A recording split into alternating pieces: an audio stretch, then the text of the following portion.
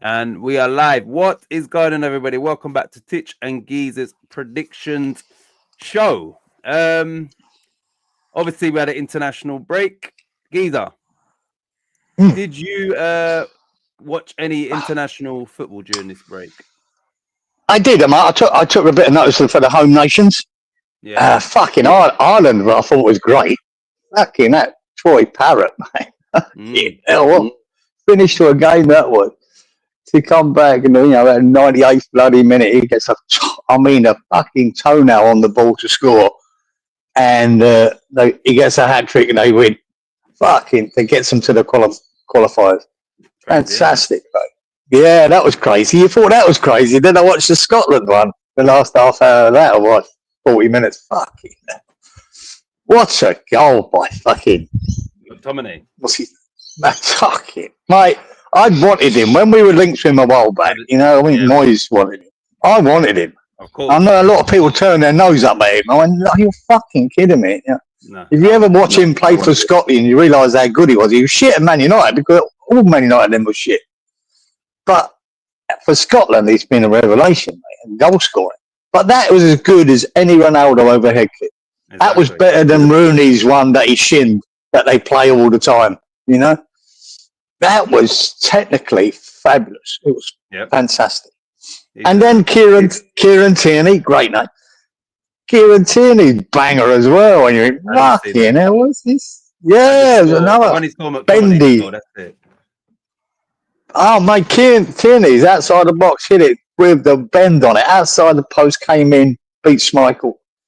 And then right at the death, they're winning 3-2, hanging on. They break out, and the boy just fucking hits one from the halfway line, straight over Schmeichel's head. Who scored to that? Finish the game. I didn't see none of this. Who scored that? Oh, I nearly had his name. Oh, McKellen McKenzie. Callum McGregor from Celtic? No. I know his name if you said it. Fucking hell, man. A banger. Just hit it. You could just scream, mate, just get it to the corner. There's a boy out in your left. Just pass it out there because it's done. The game's over. It's seconds. Just pass it out. No, he just fuck it. He looks up, fucking hits it over Schmeichel's head, man. In. So, I mean, I don't know the state of play. I know that Scotland have qualified. Obviously, England have qualified. Yeah.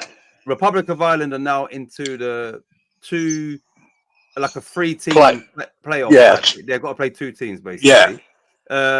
Wales are also Wales in still in it, like in with a shout. Yeah, they done it as well. They got to the playoffs.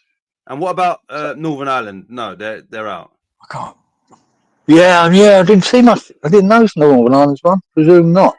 Yeah, they're probably presume they're out. Yeah. So the other 3 have got a chance. Oh no, sorry, Scotland are qualified. My bad. What there? Yeah, I think that's the first time for 28 years. Yeah, I think did they say 98? Yeah, 98 World Cup. Yeah, that's it. And good for them, like sincerely, and good for McTominay as well. Andy Irvine steps up. He could fucking be there. You know what? Before we get to the comments. If you remember, Italy and Norway played very early in this group, and Charlie Boy was in the chat, and he said, "Oh, we're out." And I was thinking, because I don't keep up with the internationals, the qualify.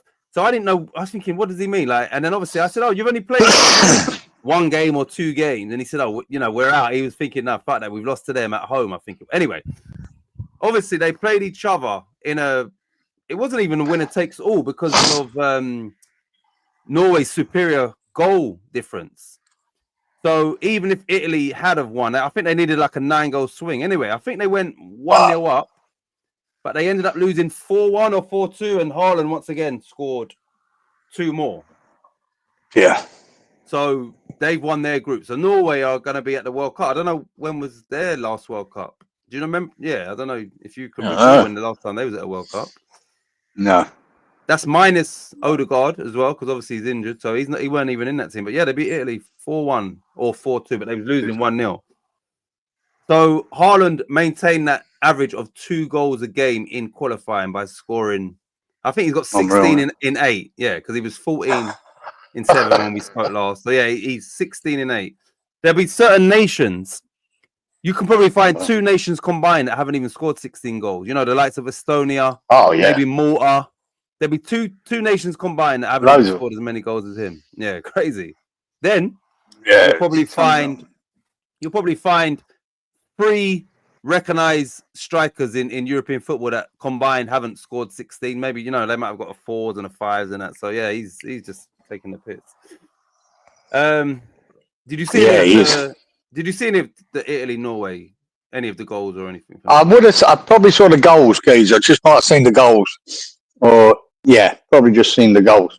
Because what I did, I was doing a couple of game highlights, and then there's a thing there that says just all the goals, and it just shows you goals with no context to the games or anything. So I might have just seen the goals. Yeah, but there were so many of them, you just forget what you've seen. Yeah, I didn't. There were some banging goals in a lot of the games, mate. Some absolute bangers. I haven't seen none of it. Not even England's. England won 2-0, didn't they? So England have created history by being the first team to qualify without conceding a goal. Do you any credit due there? Not when you look at the group, like, for fuck's sake. You know what I mean? You do get credit because you still got to beat them and you still got to keep a clean sheet. You know, fair enough. But in the end of the day, that's what put me off international football these last sort of fucking 20 years of having England groups that are just so piss easy. I mean, what the fuck? But no, you still got to fucking keep a clean sheet. Yeah. You know, but yeah, so what? I mean, they're always going to win all them games. You know, unless with the squad they could put their actual B team out there, England, on one that group. Definitely, and that's I think the shots on target over the 8 games was quite low as well. I'm not sure but yeah, I'm sure that was, you know, even that the shots on target was quite low for England. Right, so Robert is probably unavailable tonight. He sent me his predictions because he's going to a UB40 tribute act. Lawrence has got a prior arrangement, and Wally, I'm going to get to the comments because he's put in here. Wally says, "Good evening, all. I'm going to miss tonight's show. Please use the trademark system for my scores. Thanks." No worries, Wally. Hope you're well. Obviously, I hope you have a good afternoon or evening for you, and we will see you next week. Danny says, "Evening, gents. Hope you're good. Hope you're doing well, Danny boy. Hope you're well." Oh shit! No, thanks, Danny. Northern Ireland play Italy, so they are still in with a shot as well. Oh right, that's how it worked out. Yeah. Right. So I think now that I quickly read it, I think Northern Ireland has to go to Italy. The winner has to then go to maybe Wales. I think the winner has to go. Yeah, it's all predetermined. Yeah, it is. Yeah. Yeah. So do Wales have to play one game or 2? They've got to play 2. Oh, okay. Yeah, there's basically 2 semi-finals. I said, nice. That's how it works out. One leg, isn't it? It's all just one-legged. Yeah, because I know Ireland have been drawn at home for the first game they've got. Republic. Yeah, and yeah, I think Wales are at home both games. So Italy are home against Northern Ireland, but then if they win and Wales win, then they would go away to Wales. Yeah. Okay. It's amazing that Troy Parrott. For him, he scored 2 against Portugal, then 3 in that game to get him there. It's crazy. But he played. He's AZ Alkmaar, right? Yeah. And he's got something like 14 goals in 15 games for them. I didn't know that his record in the Dutch division as well. Well, this year he's on fire. This year, do you know? I saw. Maybe it was TalkSport, or I quickly clicked on it, and it said it would appear that he just didn't get the chances at Spurs that maybe he deserved, or maybe they like all. Yeah, they all do it, don't they? From how many times Chelsea have done that, let go of players and end up like Declan Rice or a De Bruyne or Salah. They all let these players go and end up being good somewhere else. It's going to easily happen. I mean, you've got so many youngsters and that. Sometimes them choices have got to be made if he's not quite progressing, as quick as he should. Yeah, I mean, sometimes they mature later, get better later. You know, that's just part of the game, I think. You're always taking a punt when you piss one of them off in case they come good. Exactly. Right. Mm. Danny says teams out of pot 1 play pot 4 and pot 2 God. plays against pot 3. Okay, so Too Italy and complicated Ireland would already. have been 1 and 4. Northern Ireland 1 and 4, sorry, and Italy 1, you would imagine. Right, let me get back to evening. Right, good evening, Colin. Colin says, good evening, Titch. Good morning, Kieran. Always a pleasure to join you both. You wonderful gentlemen. Pleasure to have you as always, Colin. Hope you're well. Colin says, I was watching the first test of the Ashes series. What a day. 19 wickets on the first day. I can't watch it. Unbelievable. I can't watch it here because they're on another stream, Fox, and I'm not buying another one, man. Fucking not. But I watched the highlights of it, of all the 19 wickets. Fucking mental. I thought England were cooked. They bowled England out for about 172, right? Oh, man, for fuck's sake. On the first day, geezer, this is only 30 overs in and they're out. They're out already. And then England come back at them and they took fucking 9 of their wickets for about 120. I go, Jesus. Even though Western Australia, it's in Western Australia, it's known for the wickets, even though it's not at the Wacker anymore, it's at this new stadium they've got. But it's bouncy, it's nippy, it's that, you know what I mean? Bowlers back in the day used to take people's heads off, it was so fast.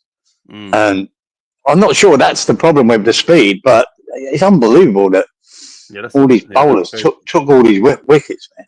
Oh, no, England back in. They're favourites now. Yeah, they look like they're down and out. Being bowled out 170. Now they might have a lead. They've still got to take one more wicket. But yeah, it's crazy. Is it? Do they play? I don't know how cricket. Do they play 3 matches or best of 3 or like how does it work? Yeah, it should be I'm not sure if this is a 3 test tournament or a 5. Okay. Be honest, I haven't seen anything. Yeah, I'm not sure if it's 3 tests or 5. It might be 5.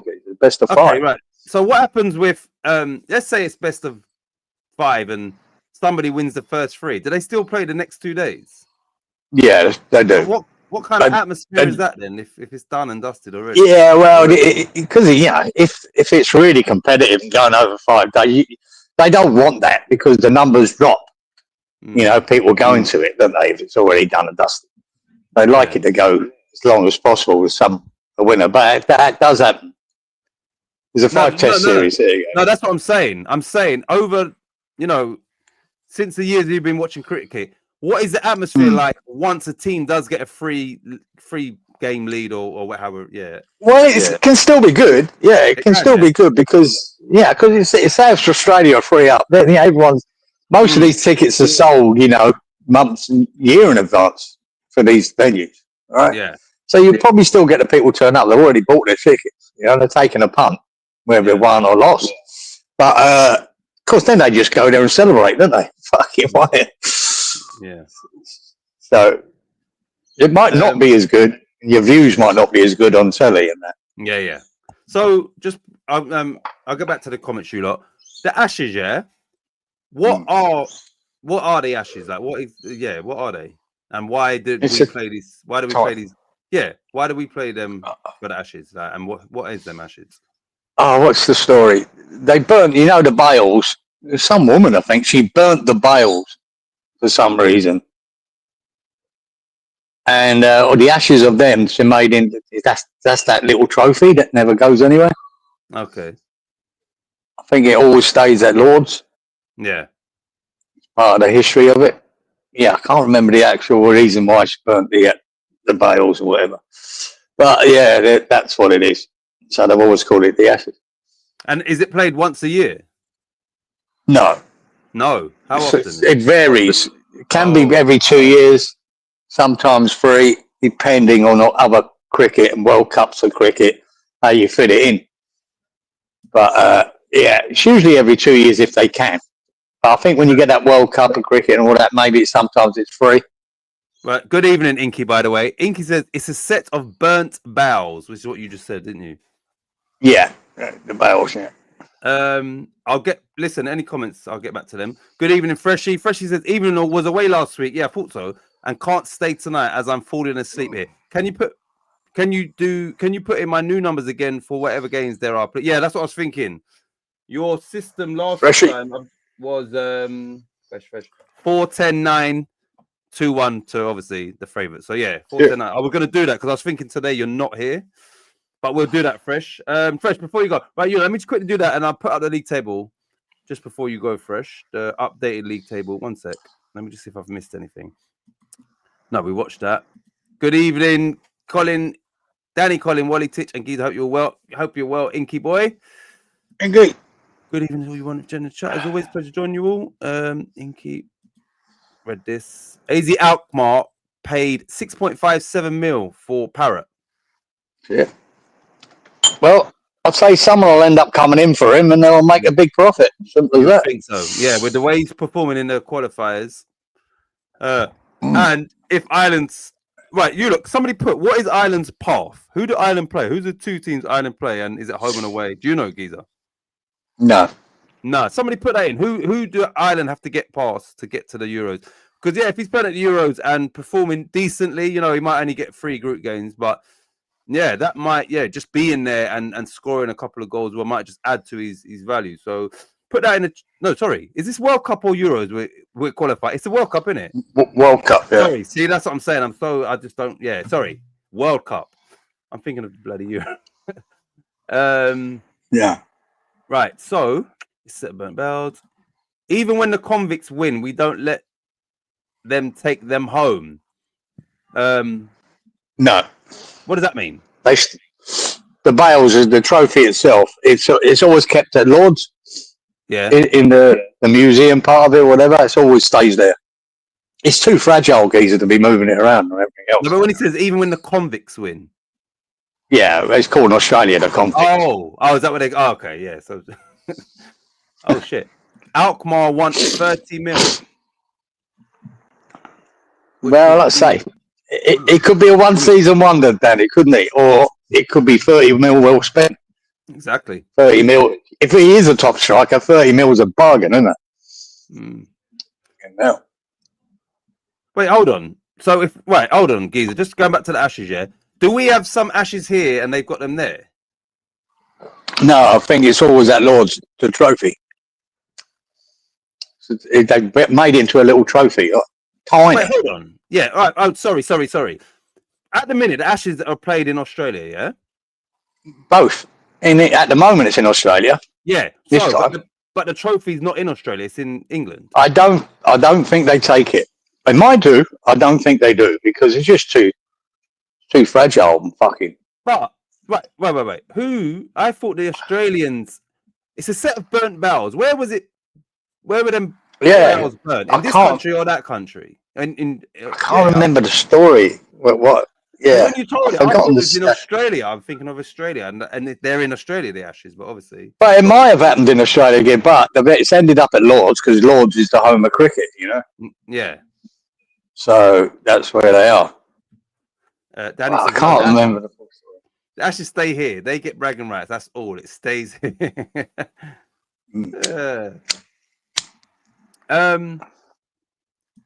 Right, so let me put up the league table. Just hopefully Fresh is still here, not falling asleep yet. He wasn't here last week, so I don't know how aware he is of what's going on. Geezer, you are now after fantastic. You got the lucky dip, and then you got 115 points last week, which meant your total is exactly 1,000 points. Inky also got the lucky dip last week and had a decent week as well. I think 75 points. I think. So he's only 20 points behind you. Thankfully, I got the 2 lucky dips. And I'm up there. So anyway, you got 1,000. Inky's got 980. I've got 880. Robert 835. Freshie 830. Danny 820. So it's very close. Wally 795. Still close. Lawrence 680 and Colin on 600, which, like I said, 1 or 2 lucky dips and that all changes. But Geezer, right about now, you are the top dog. 1,000, Geezer. Fucking 1,000 club. Anyone else? Anyone else in the 1,000 club? Yeah. No. And obviously this week we ain't working out any scores because we didn't do any predictions. So No. that ain't going to change until Top of the table for 2 weeks. next Friday. That will change. But yeah, looking good in your 4 digits. Right, let's go back here. Let's see if Freshy's got anything to say in his tired state. Wanker, I was thinking maybe. Inky, I need to be back up. Can't let the hammers stay there. You know how easy this can change. Geezer, anything else? Any football talking points? Anything? Any worldwide talking points? I think tonight, you lot, will be a fairly quick show. Yeah. Because obviously, Wally's will be using a system, Freshy's system, and then we've got Danny, Inky, and Colin in the chat, thankfully. So yeah, this week will be probably a fairly quick one. But yeah, I was wondering if Geezer or anybody else had anything that's happened in football. Okay, so Gabriel. Yeah, carry on. You say no. You go first. Yeah, go up. I was going to say. No, Gabriel yeah, you say. No, it doesn't matter. I just, I only see a few minutes of it. I haven't seen it all. I see a Gonzo video there, and he showed a promotional film that Birmingham have put up about this 40 odd acre site they bought, and they had, one of them artist impressions, the video of they're building a new stadium. Wow. They're, proposing to build this new stadium because that's that consortium that bought them is that Tom Brady, isn't it, at the NFL? He's part of it. Yeah. And there you go. And then this massive area, it looks impressive. 63,000 stadium. Shit. Yeah, I mean, it just shows you it can be done, Geezer. It can be done. And there's so much retail and everything else around the area, the size of the footprint they've got. They can have the stadium plus, flats and fucking retail. Oh, I know it's for the future, and this is just a nice thing about it. But it looks like that's what they're doing. Now, it's going to cost. Yeah. They reckon all of it, but it's something like $3 billion. Whether that comes to fruition, but that's what they're planning, and that's how they've gone ahead with it. I mean, even to go to this to show you what they're going to do, it costs millions. To get to that stage, right? So they're obviously serious. So they've bought 40 acres, yeah. Right. So, you tell me, if it, let's say, and I know it's not just for that. Let's say it was just for a football stadium, just football, and you didn't need too much room outside apart from parking and that. How many acres would you need just for a football stadium? Oh, I'd say you'd only need fucking 15. Right. So the fact that they've got 40. Yeah, that's crazy. You know what I mean? Yeah, huge area. But the artist thing, the video takes you through it. It looks, I mean, they always look impressive. But I'm sure Everton's one did. And but it looks like it's lived up to it, what they expected. Yeah. So, it's a future. It could be 10 years down the line before that actually gets built. Who knows? Because to build a stadium like you're looking at least 2 years. Yeah, at least. At least. So, and then you've got to get the money to, I don't know what this consortium are, obviously American with Tom Brady involved. But, it's just, yet again, this is another team. I can see this happening with Wrexham, With them, all these things, and I've been saying this for years, guys, about West Ham. I've been saying this for a long, long time. These 3 Bs annoy the shit out of me. That's Brentford, Bournemouth, and Brighton. Yeah. Well, 10 years ago, who are they? They're nobodies, right? Yeah. We're far bigger, far ahead of this club. Yeah, all 3 of them clubs, whether it's professionally or behind the scenes or on the pitch, have overtaken us. Yeah. It's fucking outrageous when you think about it. During the tenure of these cunts fucking running West Ham. And then you've got the likes of Wrexham looking like they could be trying to do something like they could overtake it. It's Birmingham in a few years. They could be in front of us. Sunderland, if it's managed right and the way they could be in front. We are losing ground every fucking year.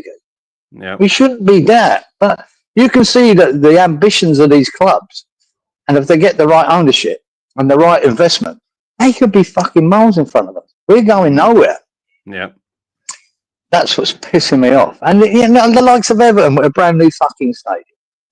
You know, and Birmingham, brand new. So where the fuck we're sitting in that shithole? That's just not fit for purpose. And believe you me, that place is falling down. Right, that was built as a temporary structure of the London Olympic Stadium.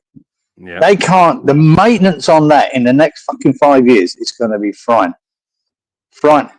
And they're losing £20 million a year. The council, whoever it is, 20 million a year they're losing. We got that for over another 80 years, yeah, 85 years. Now that 20 million is going to go up and up and up. Yeah. Right. Add that up, geezer, by 85. If you lose 25 million a year by 85, crazy. That is madness. And that's the taxpayer paying for that. You can't. They've got to come to an arrangement where they sell it. They've got to. Even though it's prime real estate, it's going to cost them billions if they don't fuck it off. As simple as that. Yeah. And it has to be knocked down and it has to start again. As simple as that. Worrying for West Ham. Like you said, with the ambition of all these other clubs. I mean, if Birmingham pull that off, they're going to be the biggest club in the Midlands, which is obviously the second city by far. So we've already got big clubs in the Midlands. Now, if they become the top dogs there, then they're not going to be happy with just that. They'll have ambitions of, okay, let's get into the top four and eventually win the Premier League. If they're going 40 acres and all that. Well, I'd imagine their ambition is to get up the league, to put the money into the team and that. And on the side of it, going, right, once you start getting close, get to the championship, whatever, then try and get the money into building that fucking stadium. But it's amazing that they've got that ambition. But someone has. And like I said, there's the template of teams who are lower division clubs for me and small clubs like Brentford, Bournemouth, and fucking Brighton. They're doing it. They're almost established fucking Premier League teams. And they are small clubs. Yep. Worrying. Like I said, we're just stagnant and going backwards, if anything. Yeah. And then the stadium issues on top of that as well. Yeah. It's Inky says the Ashes represents what was left of Australian cricket after England smashed them about 100 years ago. Yeah, something weird like that. Right. Colin says it goes back to the first game between England and Australia. The bells were burned and put in an urn, and every 2 to 4 years we play against each other, and it is a Ashes series played over 5 tests. Is it always so? It's always 5 tests for the Ashes, yeah. Usually, unless there's some, it's usually 5 tests, because your first one's usually always in Perth, Western Australia, and on Boxing Day, it should be Boxing Day. You still be here. That's in Melbourne. The Boxing Day is always a big day in cricket in Australia, especially when you're playing England. Yeah. Good evening, good morning, Anzac. He says, will you guys be covering the FIFA World Cup next year? I hope so, and super keen. I'm sure we'll be doing something. No, we definitely will. We'll do something for that, which will be separate from this, because obviously this is the Premier League prediction show. That there will be, for us, just like that, it'll be a little tournament thing where we're still trying to establish some sort of winner. So, yeah, I don't know how easy it will be to do with the fiction, but yeah, we'll come up with something, Anzac. So yeah, we'll do something for the World Cup, definitely. And glad you could join us. Birmingham, they are going to have training pitches and infrastructure, hotels, shops, etc., and they already have the $3 billion to build it. Well, yeah, they reckon $3 billion is going to cost us for all of it.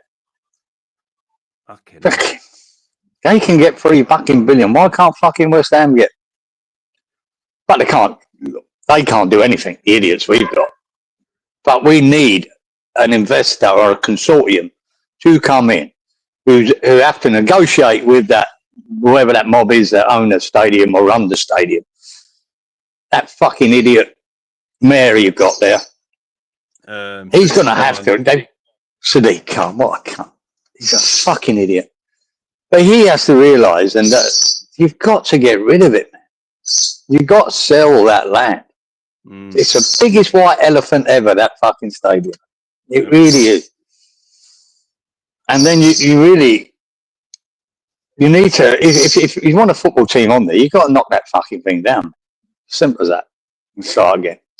But Gonzo done one a while back, months back, about that footprint that sits on West Ham Stadium, all the land around it. Yeah. He said on that footprint, you could build 4 Tottenham Hotspur stadiums on it. Jeez. That's how big that land is on that island where an Olympic Stadium's just right. And that doesn't need to be that anywhere near that big either, a stadium. You know what I mean? Yeah. You could build that stadium at all sorts, just like Birmingham planning, retail, hotels, fucking businesses. You know, if you're a real estate consortium as well, you're into that.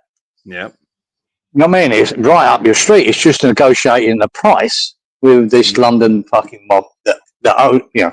But they need to get rid of it, man. You can't expect the taxpayer in the next 80 years to spend billions of pounds for nothing. And it gets worse for them, Geezer, if we get relegated. We get relegated, we play more games. More, don't they? Yeah, because more games means more losses. Because they have to fucking police it and steward it, right? So there'll be a lot more games, which means a lot more losses. That's crazy. Fucking crazy. Mad. So how much do you think it would be for West Ham to buy outright the stadium and the land? It should be a fucking shitload, guys. It should be $1 billion. But because it's such a leaking money so badly, they might someone, and they have to get rid of that stadium. They might do deals, might they? They might sell it a lot cheaper than they fucking would do otherwise. So surely,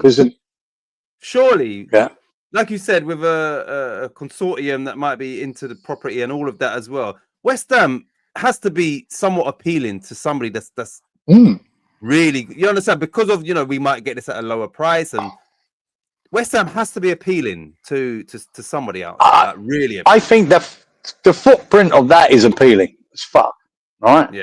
If you've got a consortium are into making money and they think, right, this could be a 10-year plan, 12-year plan, but this will make it. You know, we do fucking 6 blocks of flats there, selling them out, you know, £500,000 each. Yeah. Fucking, they're looking at the future to say what money they can earn out. I think it's there. It's just you need a real consortium to negotiate with West Brady and that and Sullivan. Negotiating with that London Trust or wherever they are to fucking buy that land. Yeah, that's what you need first, and then fucking knock it down and go from there. But you need someone who's and should be appealing. A London club, see where that is. You know what I mean? The financial centre of fucking London now is Canary Wharf, where it used to be up, you know, Liverpool Street and the bank. It's fucking 10 minutes away. Geezer on the light rail. It's all that. And to the city, it's, you know, 20 minutes away. It's in prime location. Right. Just who's got the money in the foresight? Inky says, wouldn't it be cheaper just to give it to West Ham and let them do with it what they want? It would, but they've got to answer to the taxpayer, and that land is it's probably worth billions. So you can't give it away. You can't give it away. But they've got to fucking take everything into account. What it's going to cost them billions to keep it. So there's got to be some, you know, nobody knows the number, Geezer. You know what I mean? Every square metre is worth something in London, you know? Yeah. Nobody knows the real number. But I think if they could negotiate with them to sell the land. Because the Qataris own a lot of land around there. Yeah, you need an all-state or a real serious money people that are looking to the far future to invest this kind of money in it. Okay, right, Geezer. What Birmingham have bought 40 acres apparently? Yeah, how much acres is that whole thing around West Ham, like the whole land? And like, how many would you? Yeah, don't know, Geezer. Don't know. Really don't know. But Yeah. Gonzo done this, and he done an imprint where he stuck the 4 Tottenham stadiums on that block of land. Yeah.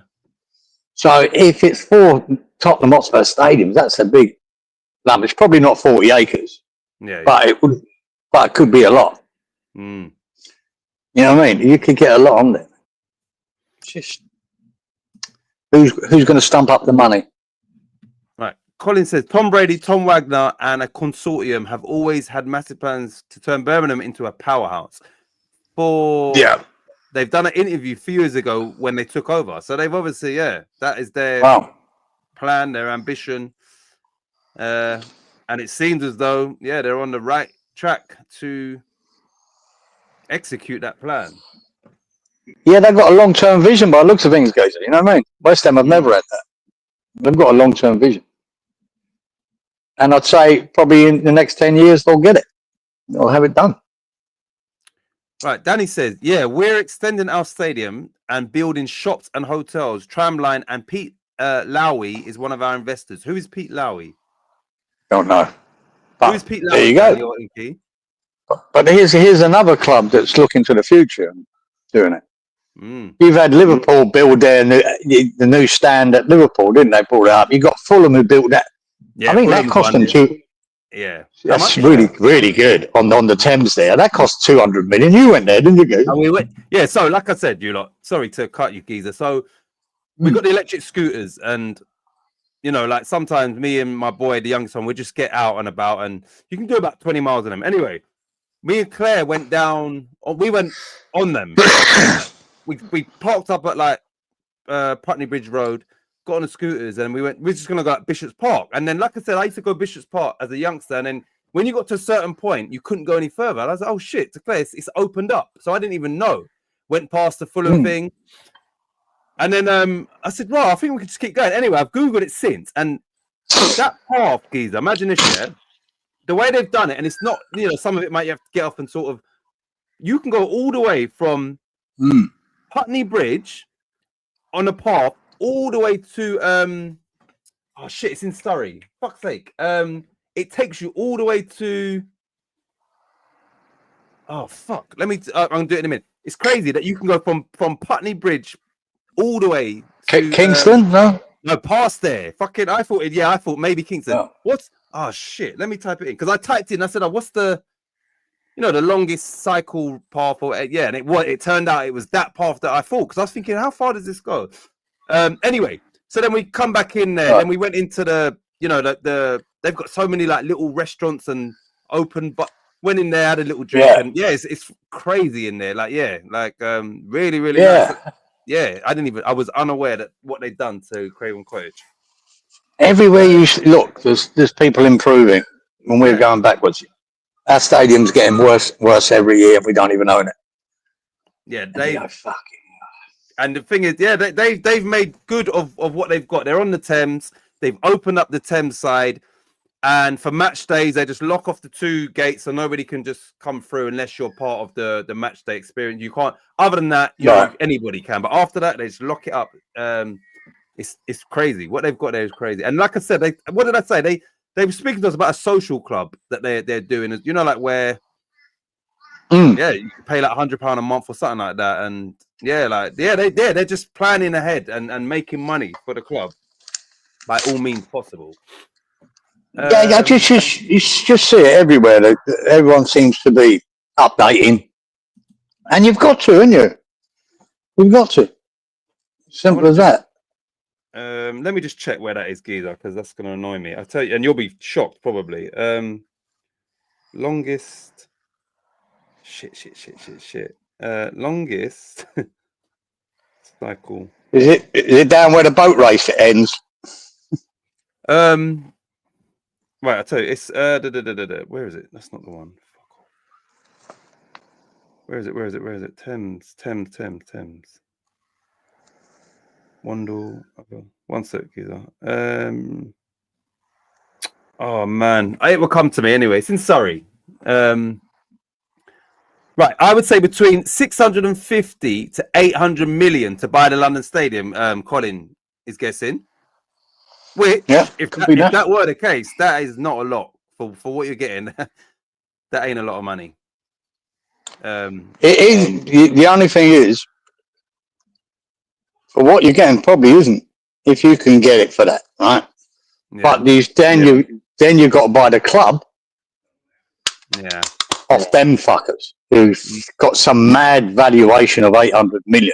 Oh, which is ridiculous, right? What have we got for 800 million? We've got a club that's in London and in the Premier League at this moment. At the moment, yeah. So then it becomes a big investment before you even knock that stadium down, which would cost a fortune just to knock it down and then rebuild. So it is a lot of money.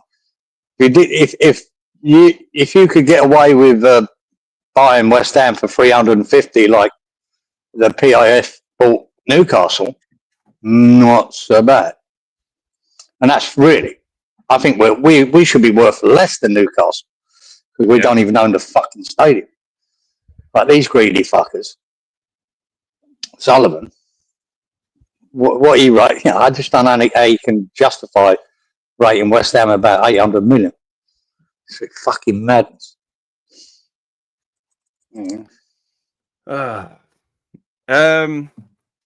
Right.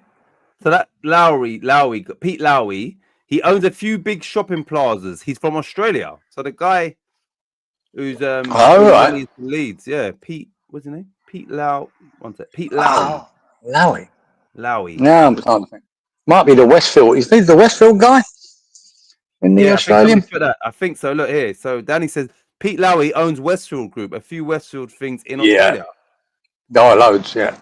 Yeah, he's big. He's big. Is that the same Westfield that we have over here as well? Yeah, but he came to England to put them up. Oh shit! I didn't know. All right, bloody hell. Okay, yeah, he's got money there. He's got serious money. Yeah. Danny says he owes a few big. Oh no, sorry, I read that. Inky says when Chelsea got sold for £1 in 1982, my dad said they should have got they got robbed of 99p. Yeah, West Ham need a £1 deal, don't we? We need a give us. Yeah, or we'll pay we'll pay £10 inflation. Right, there is plenty of American multi-billionaires who are looking to get into the Premier League, and I think we are being lined up for an American takeover. For we have a drinks company, shirt company, etc. What would you? Yeah, we'll see. As an investor, Geezer, and you look, we'll get to the predictions after this. What would you be wary of? What or who would you not want? I know West Ham is desperate, but who wouldn't? Like, what sort of entity would you not want to buy the club or steer away from? I don't know if there is any. Only at the end of the day, the people who are going to buy it, they're not stupid. Right, and they're not buying. See, the Saudis are a different kettle of fish, right? The Saudis and Qataris. Yep. They'll pump money into something, right? Because they've got so fucking much of it. Not everything with them is profit. Yeah. It's about establishing themselves, especially the Saudis, what they like to call sports washing.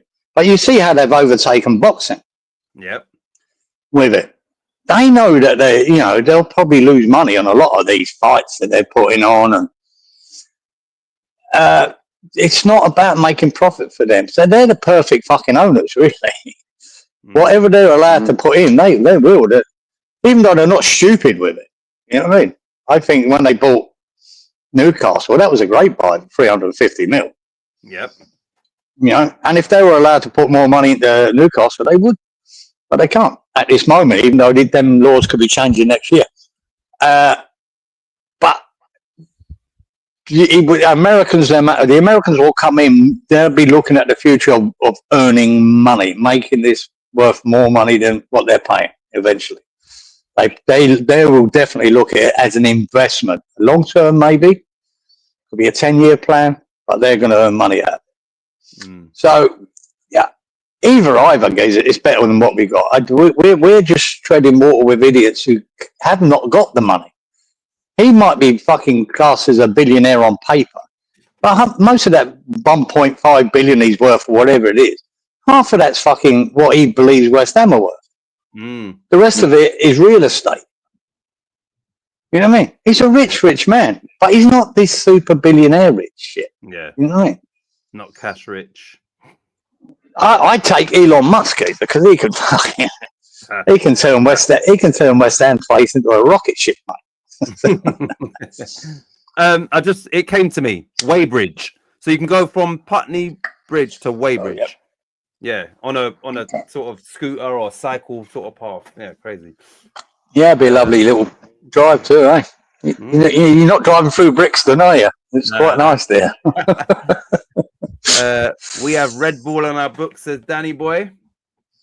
Yeah, it's a good sponsor, man. Good sponsor. Right, you lot, we're going to get into the predictions anyway. What I was going to say is just as one little minor talking point is Gabriel is obviously injured for Arsenal. And I was going to ask you, do you think that will affect them somewhat? And they did draw their last game against Sunderland, and then we've had international break, and now the next game is a North London derby, in case you wasn't aware. So do you think that will affect them, especially with Man City sort of breathing down the necks? Do you think Gabriel will be a miss or a big miss? Or he's a miss, but Jesus, they should be able to cope without him. They should be able to cope without him. If you want to win a league, you got to, didn't you? Yeah. This happens to every team every year. I think it has cost them before. Was it him that was missing that time? Or was it they did miss him? One of the or was it Saliba? Yeah, they did miss him big time when that happened. But yeah, you just got to. I think they will. I think they're fine. I'm not, like I said, Tottenham. They're so hit and miss. Don't say it's a London derby. You expect it to be tough, but yeah, they'll get through. Right, Colin says also we are getting involved with Amazon as well. We need all the help we can get, Colin. Take it from anywhere, yeah. Anywhere. Right. Anywhere to get rid of these. You got your pen and paper ready? Oh God, I've got to start writing now. Fucking hell. So yeah, I've got Lawrence and Roberts, and obviously we've got Wally's and Freshies because we were using their system. So you look, we had maybe time like we just spoke there to maybe sort of drag it out a bit because we should get through these fairly quickly. Yeah, get it done. Not that there's any rush, but we don't want to just be wasting time. Anyway, the first game, Giza, after the international break, is Burnley v Chelsea. Right, I won't go over their last games, but I'll just give you their positioning in the league. One sec. Premier League, hurry up.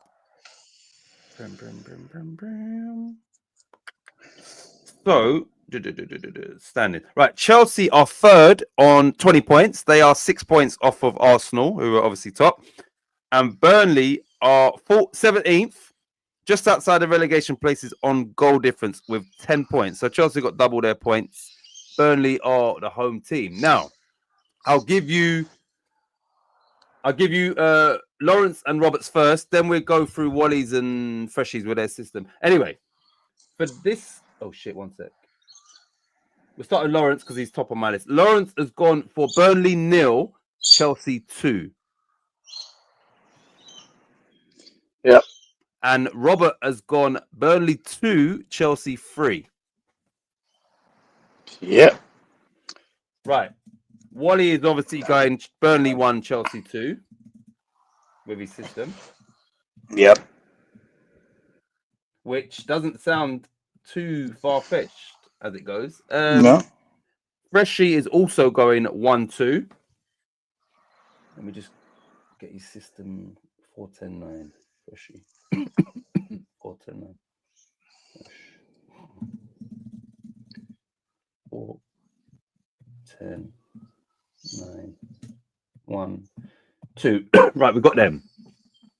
So, Danny has gone Burnley 1, Chelsea 3.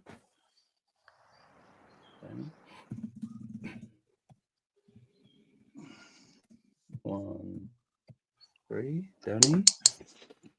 Inky has gone 0-2.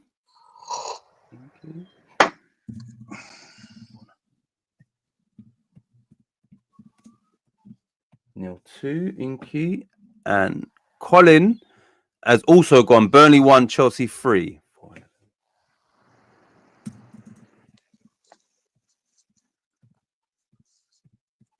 1, 3. So it's just us two, Geezer. Yeah, I'm going 0-3. 0-3. Yep. Oh God. Pressure's 9 on. corners. Top of the Yeah, of the pressure's league. on. Piss it. Champion. 9 corners, yeah. 4 cards. Yep. 8 shots on target. 0-3. I'm gonna go for. I do like Wally's 1-2. I do like your 3-0 as well. But I'm gonna go with Inky and Lawrence, and I'm gonna go Burnley 0, Chelsea 2. Coming back off the international break, maybe Chelsea not firing fully. So 0-2. I'm gonna go for. Oh, come on.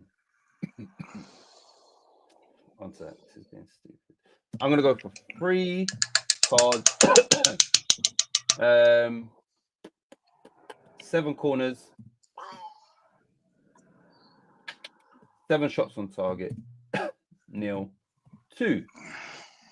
Right. The next game is Bournemouth v West Ham. Bear in mind, Bournemouth lost their last game 4-0 away to Aston Villa, so you would expect a response. So, and we are without Lucas Paqueta. So, this could be a tough game. Or, are they feeling the effect? I mean, you don't want to go into international break having lost. You don't want to go into international break having got smashed. And then, you got to go away with your countries and all of that. So that's the one good thing for West Ham, that it's not like 3 days later and we're playing them after that. But any team that loses like that, you would expect a response from them. Tough game, man. How big a miss would you say Paqueta is? Well, because we had them 2 wins, with him being part of it, even though he weren't great in the last game. Yeah. Against Burnley. But it seems that's his first 11, and now we've got to change it. And it's how you change it. Do you bring Magassa in, or does Souček come in to start the game? I like Souček coming off the bench at the moment because it's working. You've got to change things around. That's worrying. Semenyo, apparently, there's rumours he might be injured. Apparently, he withdrew from the Ghana team. Personal reasons they come up with, the Ghanaians. They said that. Okay. And there might be, and then they're saying he might be injured, but I expect him to play, and I think he's mustard. Yep. And interesting that they came out this week about his release clause. Yeah. Mm. Is it 60? Is it 60 or 55? 65, I think. 65. Yeah. 65 for the first 2 weeks of January. Then it stops. Ooh. Surely they're going to snap him up for that. I was amazed he didn't go last summer, to be honest. So he was one of them players I looked at, Semenyo, Cunha, and Burmo. Yep. I thought they were all gone. Oh, and Gibbs White. I thought they were all gone. Somewhere, wherever. People are coming in for these players. But he was probably on the top of the list of that. Yep. And he didn't. And he signed a new contract just recently, but part of that contract is 2 weeks in January, 65 mil release clause. But if you listen to the Bournemouth supporters, they don't think he wants to go anywhere. But he's an Arsenal fan. Okay. But does he want to go there? Maybe not be, in the first 11 every week. I don't know. Week. Yeah, playing. Because I'll tell you what, Martinelli's doing all right for them. I think Trossard's been one of them, been brilliant for Arsenal this year. Yeah. I think he hasn't had as much plaudits as he probably deserves, and he's playing in that sort of position. But Semenyo is a different gravy. He's fucking quality. He is really, really. Him and Doku, 2 of the best left wingers in the country. Yeah. So I see he had a couple of goals for his national side as well. Yep, they're qualified. They won 7-1, I think. So let's see what everybody's right. Let's sorry you. Let's go. Right, let me go back to Lawrence and Robert. So Lawrence has gone Bournemouth 1, West Ham 2.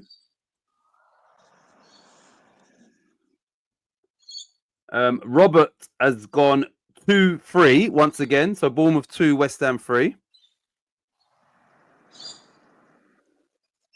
Wally is going to go West Ham, innit? West Ham have 1-2, and he's going to go back to trying to support West Ham. Yeah, surely. 1-2. 1-2 for Wally. Same for Fresh.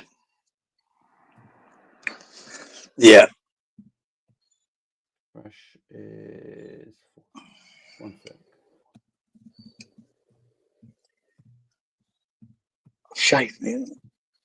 I'll take the hat off, it's getting a bit sweaty. Sweaty. And I shaved my head. Right. Here we go. Inky's first. Inky said 2-1 Bournemouth. 3, 9, 10. Inky, 3, 9, 10. Oh, come on, man. 3, 10. 2-1. Who's next? Danny says 3-1 Bournemouth.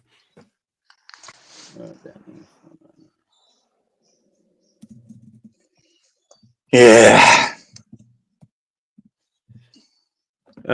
Colin has gone Bournemouth 1, West Ham 2. 4, 10,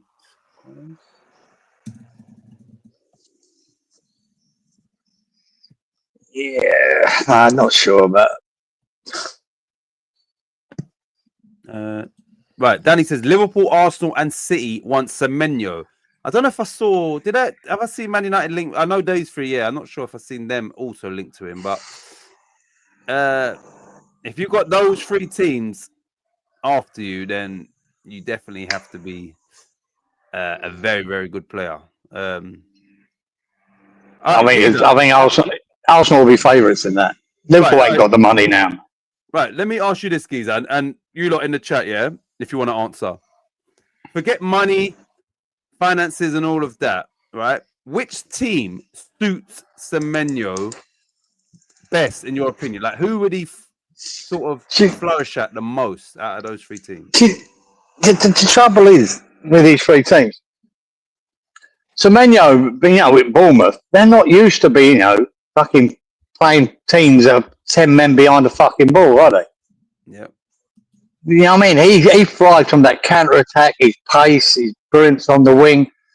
If he plays with Arsenal, say, or Man City, or Liverpool, they're trying to break teams down. You know what I mean? It might not suit him, that type of football every week. I think that's why he flourishes at fucking Bournemouth. But doesn't mean he can't do it. Doku does it at Man City. So that's why Man City don't need him. Yeah. Arsenal have got Martinelli and Trossard. Do they need him? Or do they think that'd be great to have him anyway? Yeah. Liverpool could probably do him better, but they spent too much money as it is. And it's not working the money they've spent. I don't think they're going to spend out another 65. And I think 65 is a bargain, by the way. Of course. For him. It is. I think he should be 80, 90 million. That's what I'm saying. Surely he's gone. For 65 mil for 2 weeks in January, he's got to be gone. Unless you get a bidding war. 65 is, the entry level. Someone might put in an 80 million bid. Just to make sure they get him. But 65 to me is a bargain. He's far better than Kudus. What do we got 50 million for him? 55? Yeah. Oh, pal. But yeah. I don't know. Right, this game, Geezer. I'm torn between two. All right, let me go first then. Right. I know West Ham are upturning form, but we've had the break. We haven't got Paqueta. Bournemouth are going to have a response. So I'm going to go, unfortunately, and I hope I'm wrong. I really do. But I'm going to go with 3-1. 3-0 Bournemouth. Oh, shit. Yep. And I hope I'm wrong. I'm just doing this from a game show point of view rather than being a traitor. Let me just I hope I'm wrong. Yeah. Put your stuff in. Right, I'm gonna go for Bournemouth. How many corners? Cards. Sorry, 5 cards. Corners 9. Shots on target.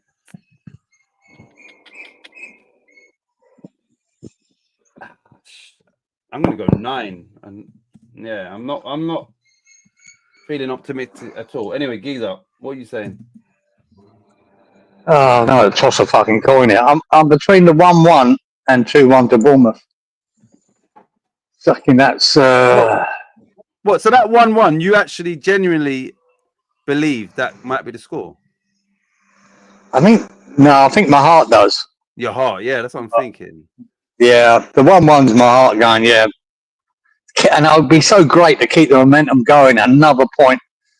And when I look at the fixtures that are coming after this, Geezer, fucking hell. We've got about 6 fixtures after this. I'm going, Jesus, fuck, where are we getting points here? And like I say, this is an opportunity after an international break to try and get it. But Paqueta not being in there, you've got to change it around now. I'm not sure about Magassa yet. Can Todibo and Kilman still improve?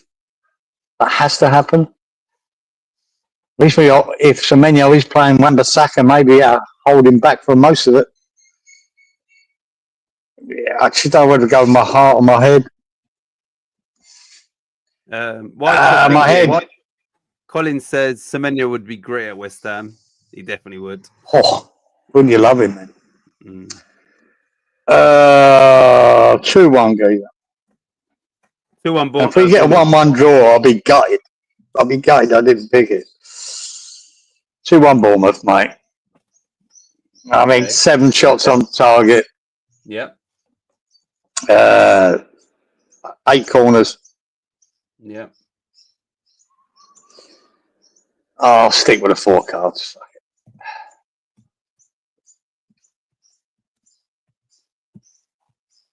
I hope I'm wrong, obviously. Right. Next game. 2 of the teams that you've mentioned of those Bs. Bournemouth were one of them, and then the other 2 Bs is Brighton at home to Brentford. Lawrence has gone for a 1-1 draw. And Roberto has gone Brighton 1, Brentford 2. For Wally and Fresh, what are we going to do? Are we tossing this or what do you think we do for this game? It's a coin toss, mate. Heads for home. Do Wally. Who are we doing? Wally? Wally, yeah. Home team. 2-1 for Wally. And then Fresh, please. White team.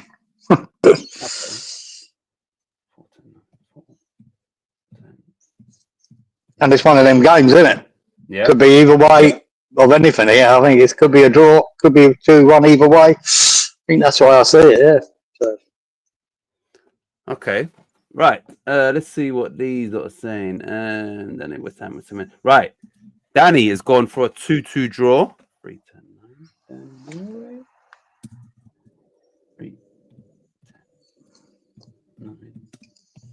2-2, Danny.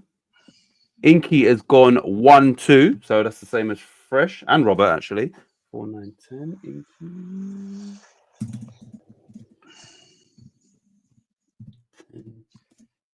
1-2.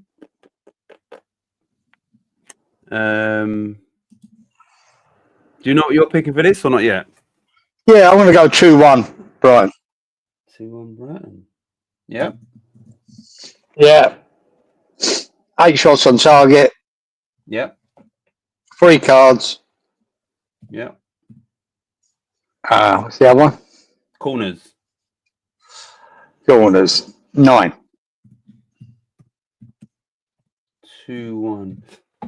Colin has gone for the 2-2 draw.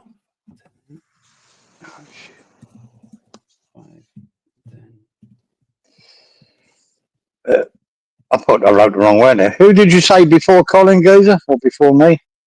Was it Inky? Inky. Yeah, Inky's done a 1-2. Yeah, right. Got it. You got it, yeah? Yeah. Okay. Right. I'm going to go for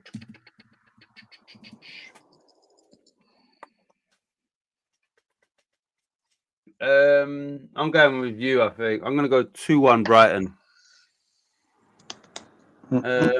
Cards. I'm going to go 5. We will have corners. 11. Shots on target. 8. 2-1. Brighton. Right. Next game is Fulham in their lovely refurbished stadium v high-flying Sunderland. Let me just check where these two are. I think, remember I said Fulham was quite low. I think Fulham's got like 12 points. They're quite low, mate. That far in front of us. Right, Sunderland are 4th with 19 points, and Fulham are 15th with 11 points. So they're only a point in front of us. I thought they had 12. Yeah. So before the season, obviously, Fulham would expect to beat Sunderland at home. But this season has thrown up a team in Sunderland that you need to be very, very careful of.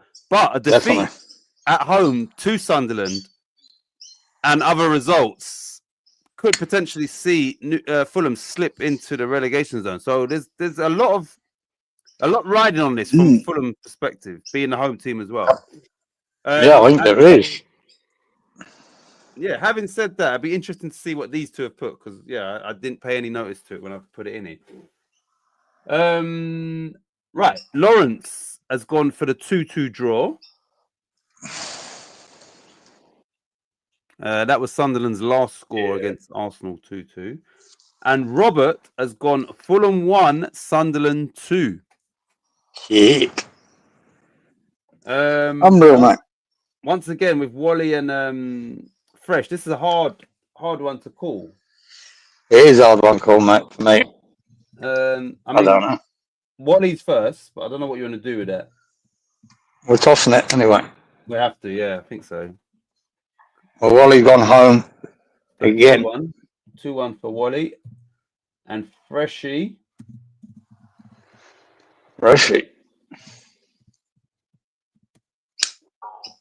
He's gone home too. Okay, so they're back in Fulham. Right, let's see who these are back in. Brian. Right. This is Danny's first. Danny has gone for Fulham 0, Sunderland 2, which would be a bad result for Fulham. It really would. It'd be good for us. It'd be great for us. But who's that? Danny 0-2. Yep. Yeah, I'd like to see Sunderland do it and keep fucking Fulham down there. As would Leeds. Yep. I want Sunderland to win this game. But it's a tough one to call. Yeah, especially after the break, and it's a hard game to call. Inky's gone 2-1 Fulham. 3, 9, 10. Oh, we don't want to see that, Inky. Fuck's sake. Smell it. For both our sakes, we need them to fucking lose. Well, it's tough, man. They've been disappointing, Fulham, but they've got a better team than that. You know, they really have. They've got a good manager too. I think they'll be fine, when it comes to the relegation bollocks. But it's a tough game. Anyone at the moment looking at us, something, going, fucking hell, this is a tough game now. I thought this could be a 3-pointer. No one is. Fucking hell.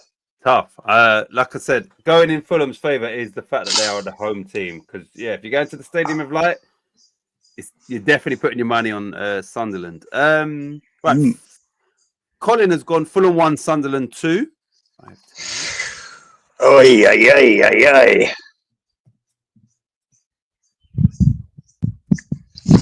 Oh. 2. And then Giza, it's just us two. If you're not ready, I will. Go on then. I think I am, but carry on. Shit. I don't know. Do I want to just try and put it out there so Sunderland can win this game, or? I think we got fucking. Yeah, I'm going from I don't know why. And once again, I hope I'm wrong. but I'm going to go Fulham 2, Sunderland 1.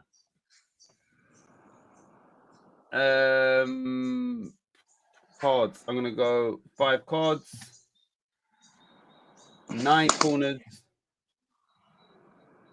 8 shots on target, 2-1 Fulham. Because they're the home team. Yeah. Yeah, I'm doing the same as you. I was going to go 1-0 Fulham. Yeah. I see that big fucker they've got in the back there, Sunderland. I see that fucker coming up. The one that was at Arsenal. Yeah. What's his name? Forget it. Kids with a bead, isn't it? See, as you can see him nicking a fucking goal from a corner or whatever. So I'm going to go 2-1 Fulham rather than 1-0. It better not be 1-0. Nah. I don't but like I said, I hope Sunderland go and get the result. It'd be great. So, yeah, anyway. 7 shots on target. Yep. 8 corners. Yep. 3 cards.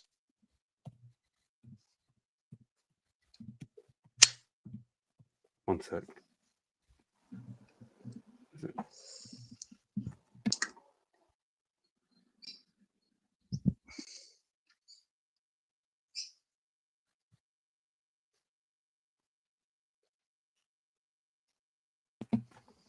Right, you look. The next game is Liverpool v Nottingham Forest. Forest, I think, got their first win in the Premier League in their last game. Who did they beat 3-1? I can't remember who they played. Right, Liverpool. Let's just see Liverpool's predicament at a minute. Liverpool are all the way down in 8th. They're on 18 points, but so are 4 other teams. Forest are. Was it Leeds that beat Leeds anyway? Oh yeah, it was Leeds. Yeah. It was Leeds. Yeah, 3-1. So they won. Reminder. Forest. We need Liverpool to win this. Forest are 19th with 9 points, a point behind West Ham, 2 points behind Leeds. So West Ham and Leeds definitely need Liverpool to pull their finger out and win this game. Thankfully, once again, it's. I don't know why I'm saying once again. Anyway, thankfully, Liverpool are the home team. So I've got more faith that they can get the job done. Right. Let's see. Right. Lawrence has gone for 2-1 Liverpool.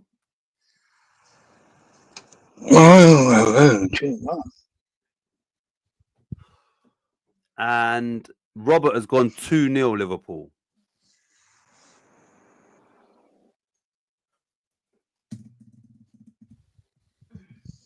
Wally is obviously going 2-1 Liverpool. Yeah. And so is Freshie.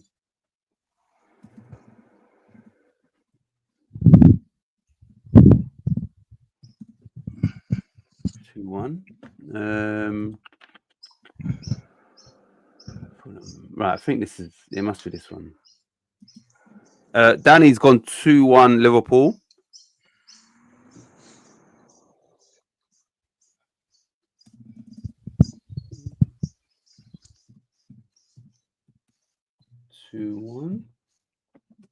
Inky's gone 3-0 Liverpool, which would be nice. 3-0.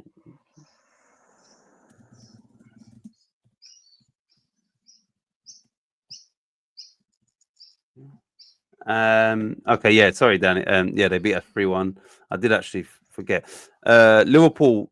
Sorry, Colin's gone 2-0 Liverpool.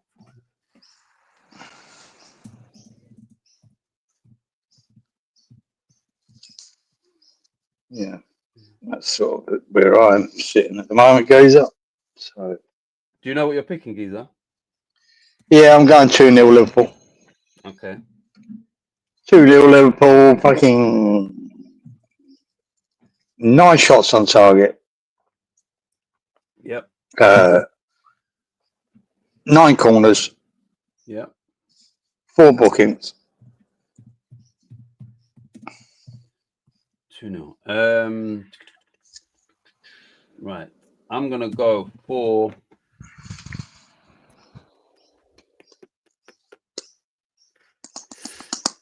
closer than I want it to be, but I'm going to go Liverpool 2, Forest 1. I'm still, not convinced by Liverpool this season, obviously. No. Not at all.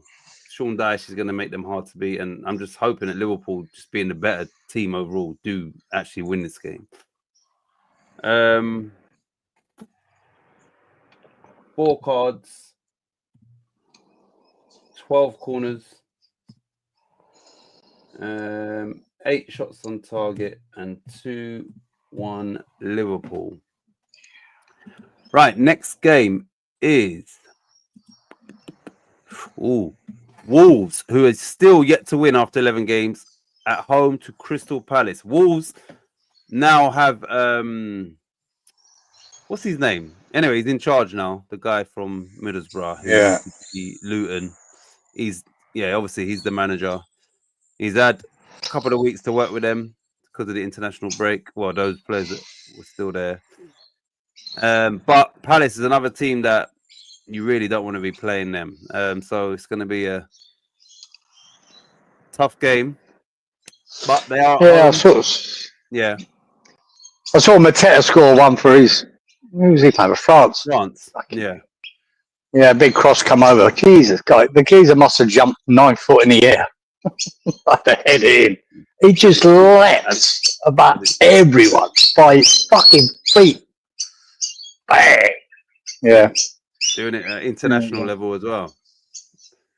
Do you think in the summer that bids will come in for him, or even January? I don't know. He's that type of striker, geezers. I don't know. You know what I mean? I think he suits Palace. Yeah. I don't know. A big club, big sixes? No, probably not. But someone like maybe Newcastle, maybe, or Villa. Villa. I think Villa. But then it could be a club outside of the Premier, like a foreign club or exactly. I'd have him. West Ham. We can get the crosses in. There should be interest in him. There definitely should be some interest in him from someone. Yeah. I know he's good, man. I like him. But I say if Newcastle can make it work at Voltemada, I mean, he would fit there. But like I say, they've got Voltemada now, so they don't really need him. And then they've got Vissa, who still hasn't played for them. And Vissa, yeah. And that's what I say. Villa, Watkins is tries hard, but he's not really nailing it, is he? And it could be definitely an option for Villa, I'd say. Yeah. And West Ham. West Ham would fucking hell. If we could nick him in January, that'd be lovely. Thank you very much. No chance. Never happening. Right, hold on. Sorry. So Lawrence has gone 1-2 for this game. Wolves 1, Palace 2. Robert has gone 1-3. So Wolves 1, Crystal Palace 3. And I think Fresh and Wally would both go with Palace, wouldn't they? Yeah, we've got it, yeah. Matt, as the climate stands, Yeah. 1-2 for Wally. Even though new manager Bounski's Palace have an off day, all coming back from international duty. Yep. This is you know what I mean? If they are going to win Wolves, they need all of these sort of things that are, like I said, all of these. Gives them a sniff. Yep. Right, let's see what these are saying. The BS3 on Liverpool. Right. Inky must be the first one. Must be. Yeah, this is it. Inky says 0-2. 4, 8, 9.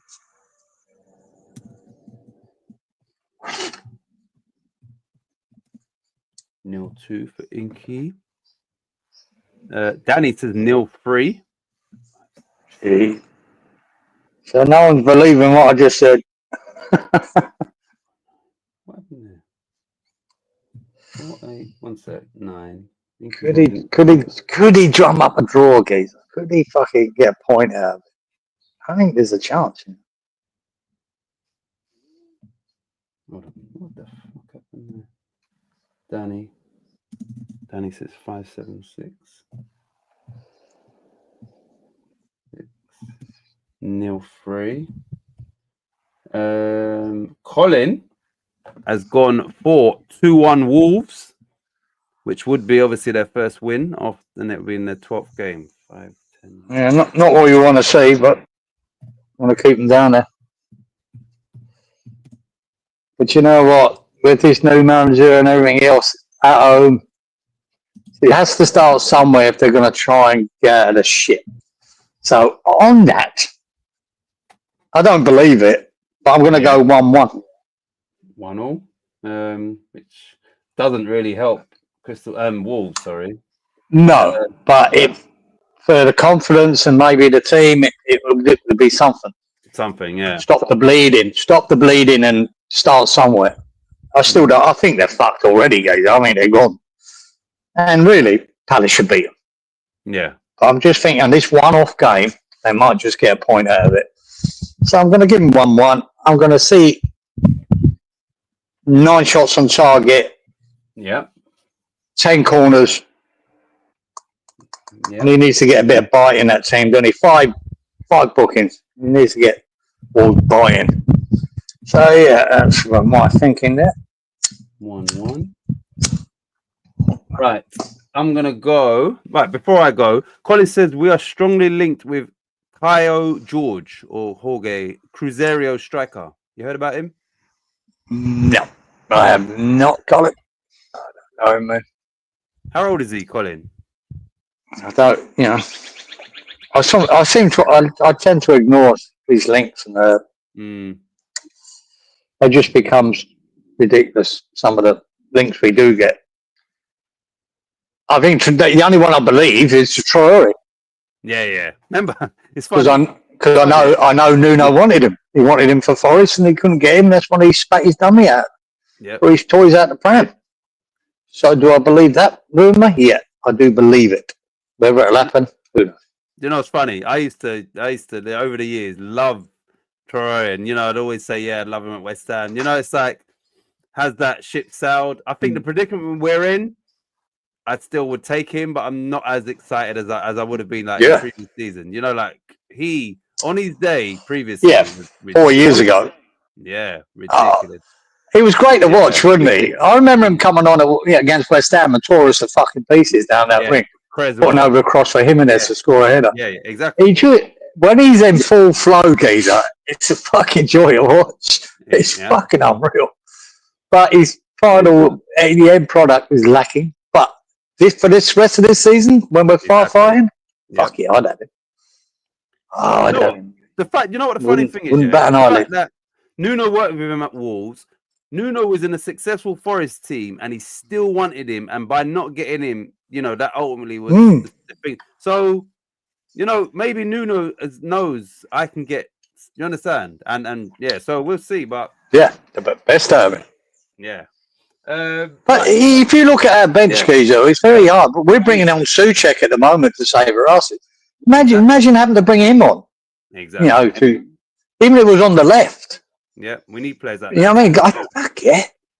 Or I think he'd trouble defenses. That's what I want. Or last 20 minutes, you do put Bowen up top, and you just put Traore on the right, where he's obviously at his best. Yeah, it would be an option. Yeah. It'd definitely be an option for us. Yeah, it's an option. I think it'd be a good option because we've got fucking not much else. Yep. So, right. Yeah. So, Colin says he is a 23-year-old prolific striker at Cruzeiro. Right. I'm gonna go for. I'm trying to keep Wolves down there. I'm gonna go. Yeah.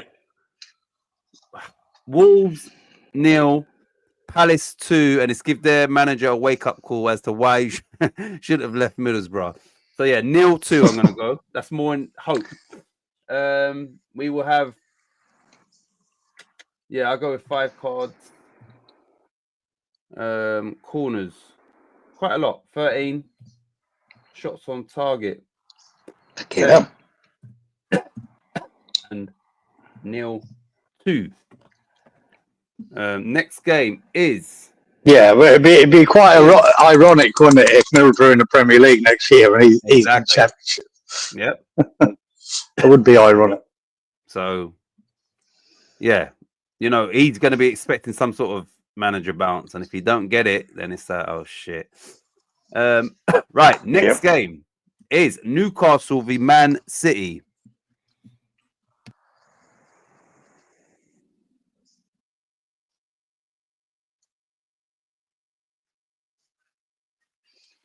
Wow.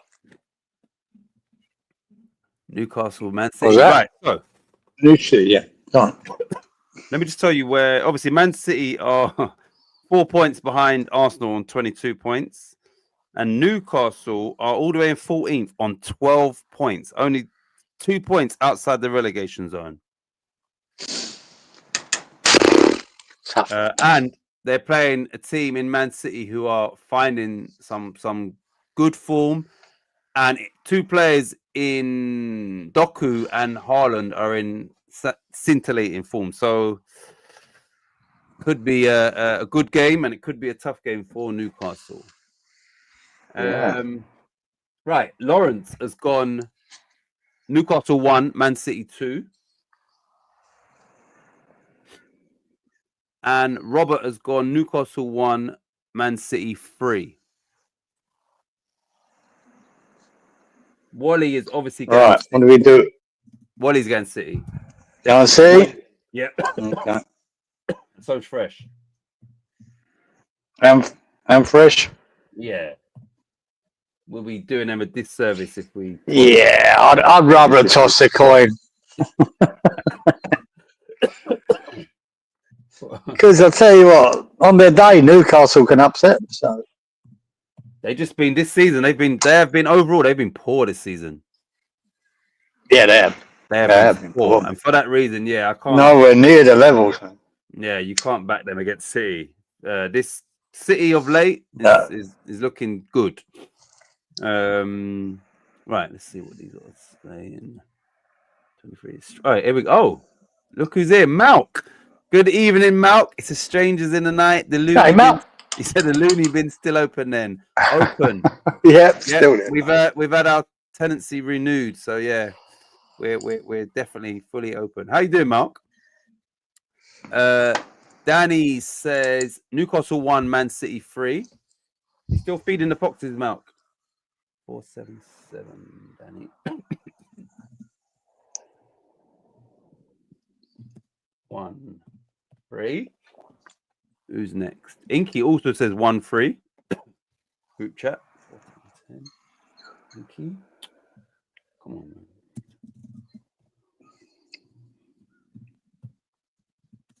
One. Got a few missing, Malk, this week, so it's a bit quiet. Watch it, Danny, mate. Colin has gone 2, 3. 4, 11, 9. Colin. Oh, that would be a good game. Yeah. We're going to be anywhere near Newcastle end of the season, but right now we need them to be losing games. So yeah, I don't think they'll be part of the problem of the relegation, but you'd like to keep them there as long as possible. Right, Matt says I'm fine. Not being on football much, and I lose track of days since retiring. Well, Matt, we're here every Friday, 10 till whenever. So yeah, just whenever you're free, just pop in. Good to see you as well. Are you still feeding the foxes? Giza, do you want me to go, or are you ready to go for this one? Yeah, I'm going for the generic 1-2. 1, 2. I'm not sure it would be that. I think Lucky Wally's not here to cuss you. Yeah, I know. It's quite boring. But I can see Newcastle getting a point here. Yeah, I'm gonna leave that. But yeah, go City because I want City to press Arsenal anyway. I want Arsenal to win. So do that. We're gonna have 11 shots on target. Yeah, so it's quite high. We're gonna have 8 corners. Yeah, 4 cards. And you said 1, 2. I'm gonna go. Jeez. Yeah, Newcastle. They're at home. If it was City, I'd be more convinced of a more convincing victory. But still, I'm going to stick with Newcastle 1, Man City 3. I'm going to go for quite fiery on Newcastle's part because it's another defeat. 6 cards. Corners 11. Shots on target 10. 1, 3. Malk says, my missus said tonight, don't watch Titch and Giza anymore. I said most floats by me, then realize it's Friday, and so yep, you have to watch us. If any, yeah, nothing else. You got to watch this. The loony bin. Right, next game is Leeds United v Aston Villa. Leeds obviously coming off the back of a 3-1 away defeat to Forest, and Villa coming off the back of a 4-0 home win against Bournemouth. Leeds of late have been dropping, so much so that they're only now 1 point outside of the relegation zone. At home, got a chance, but we've got to score goals.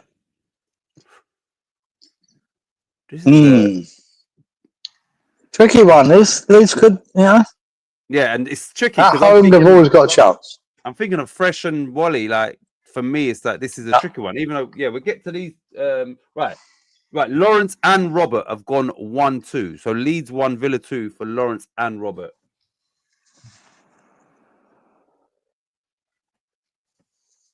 I think this could be a coin toss, guys. Yeah, that's what I'm thinking. It's not an easy one to call. I don't know. Leeds on the day at home can fucking do a team. Yeah. Yeah, as soon as this I was thinking of those two because we're picking for them, and I'm thinking, is this a coin toss? And I think it is. Oh, I think it is. Wally. There it goes. Oh, he's gone for Villa. 1-2 for Wally and Fresh. He's gone for Leeds. 2-1 for Freshy. 4-9. Okay, cool. Right, so yep. Oh, he said yep, just fed 2 just before I came up till sometimes 3 or to make sure I get them. What do you feed them? Right. Danny. Should be shooting the fuckers. Danny has gone 1-0 lead. 4-10-9. Oh, well done, Danny. Back in the team. 1-0. 4-10-9, 1-0. Inky, I'll get back to you. We've only lost once at home in 14 months. Didn't know that. Really? Okay. That's good to know. Going to put the bell on. Been watching a lot about the state of the country. Enough said on that. Yeah. That's why he's a Wally, says Malk. Oh, because he's got Villa in it. Right. So Colin has also gone for Leeds 1, Villa 2. 5-10-8. Colin. 5, 10, 8, 1, 2. Right, let me do me and Inky, Giza. Yep. Let me put Inky's first lot in first. 399.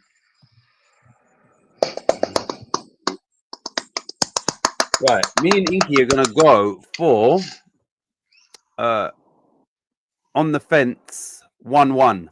That's what we're gonna go. I had a feeling you was gonna pick 1-1. Right, so I'm gonna go for 3 cards. I don't know why 6 corners. That's low for me. Shots on target 7, 1, 1. So Giza over 2. Leeds v Aston Villa. I think it'd be a tight game, and the Villa might just nick it by this on goal, so I'm going to go 0-1. 0-1. 0-1 to Villa. Yep. I reckon 8 shots on target, Yep. 8 corners, Yep.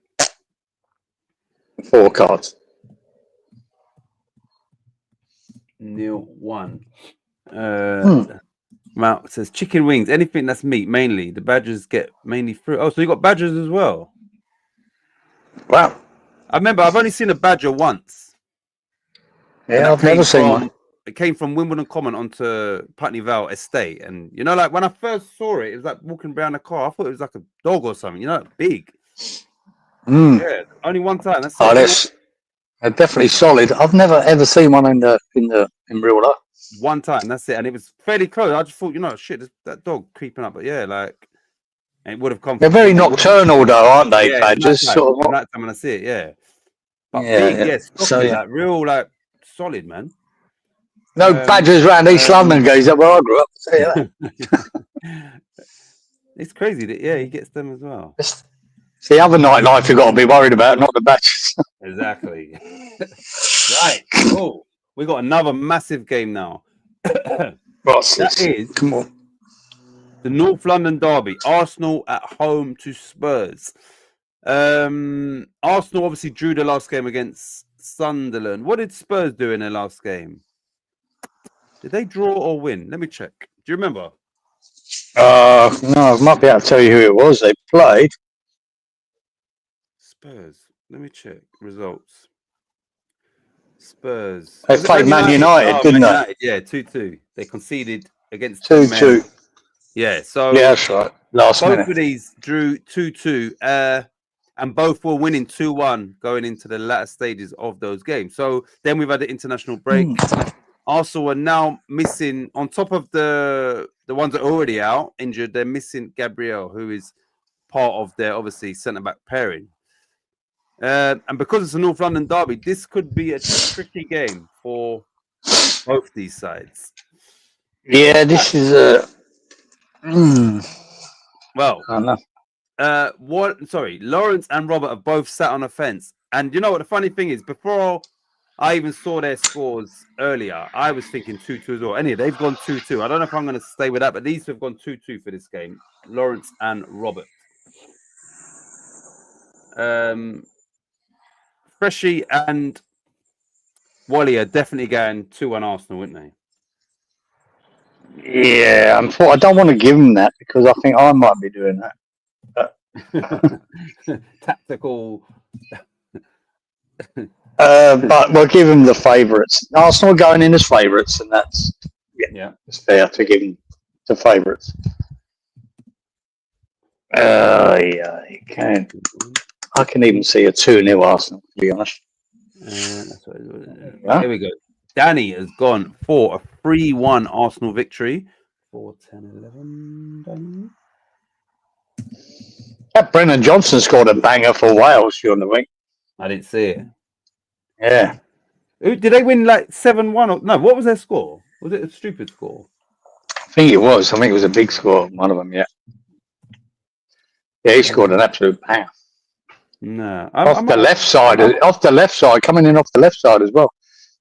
Which is obviously not his favoured position.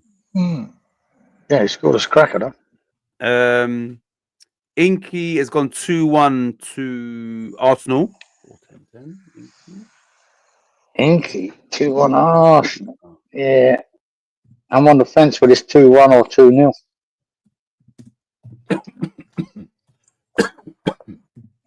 2-1, Inky. Right, Malk says, 2 badgers, squirrels in the morning till afternoon. Right, so on my roof outside the kitchen, I feed squirrels, seagulls, like loads of them, ravens or crows. I'm not sure what they are. I think they're ravens though, because they mounted them. So yeah, seagulls is crazy. Obviously, you wouldn't imagine, and they wait on the roof. As soon as I open up that window, they fly. So they're waiting. Right, Malk says it's the Ashes. Right, it's the Ashes. So B5, I would say. It's the Ashes.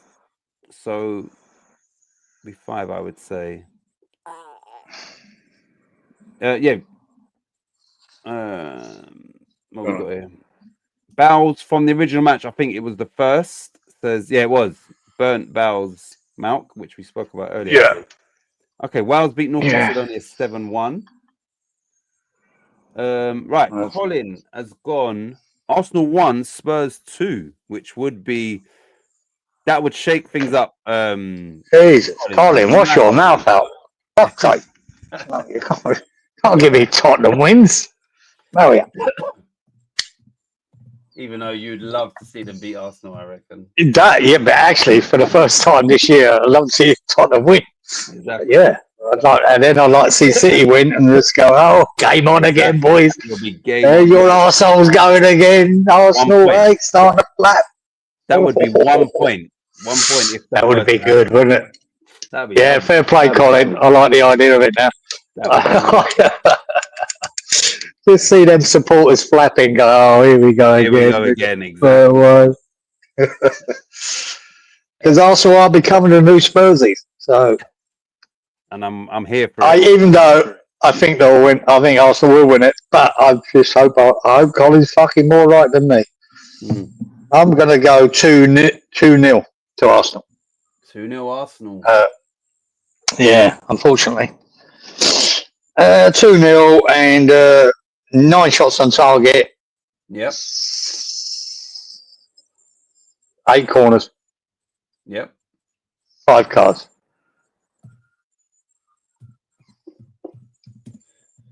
Two 0 Right. Like I said, I had 2-2 as soon as I saw the fixture and before I saw Lawrence and Roberts. So I'm going to stick to that. Now, obviously, Arsenal haven't been conceding goals. They did let in 2 against Sunderland, but that's not swaying my. It's Gabriel being out. The manner of the draw against and it's the North London derby. So yeah, I'm going to stick with my gut instinct, which is 2-2 Giza. I'm going to go for 6 cards.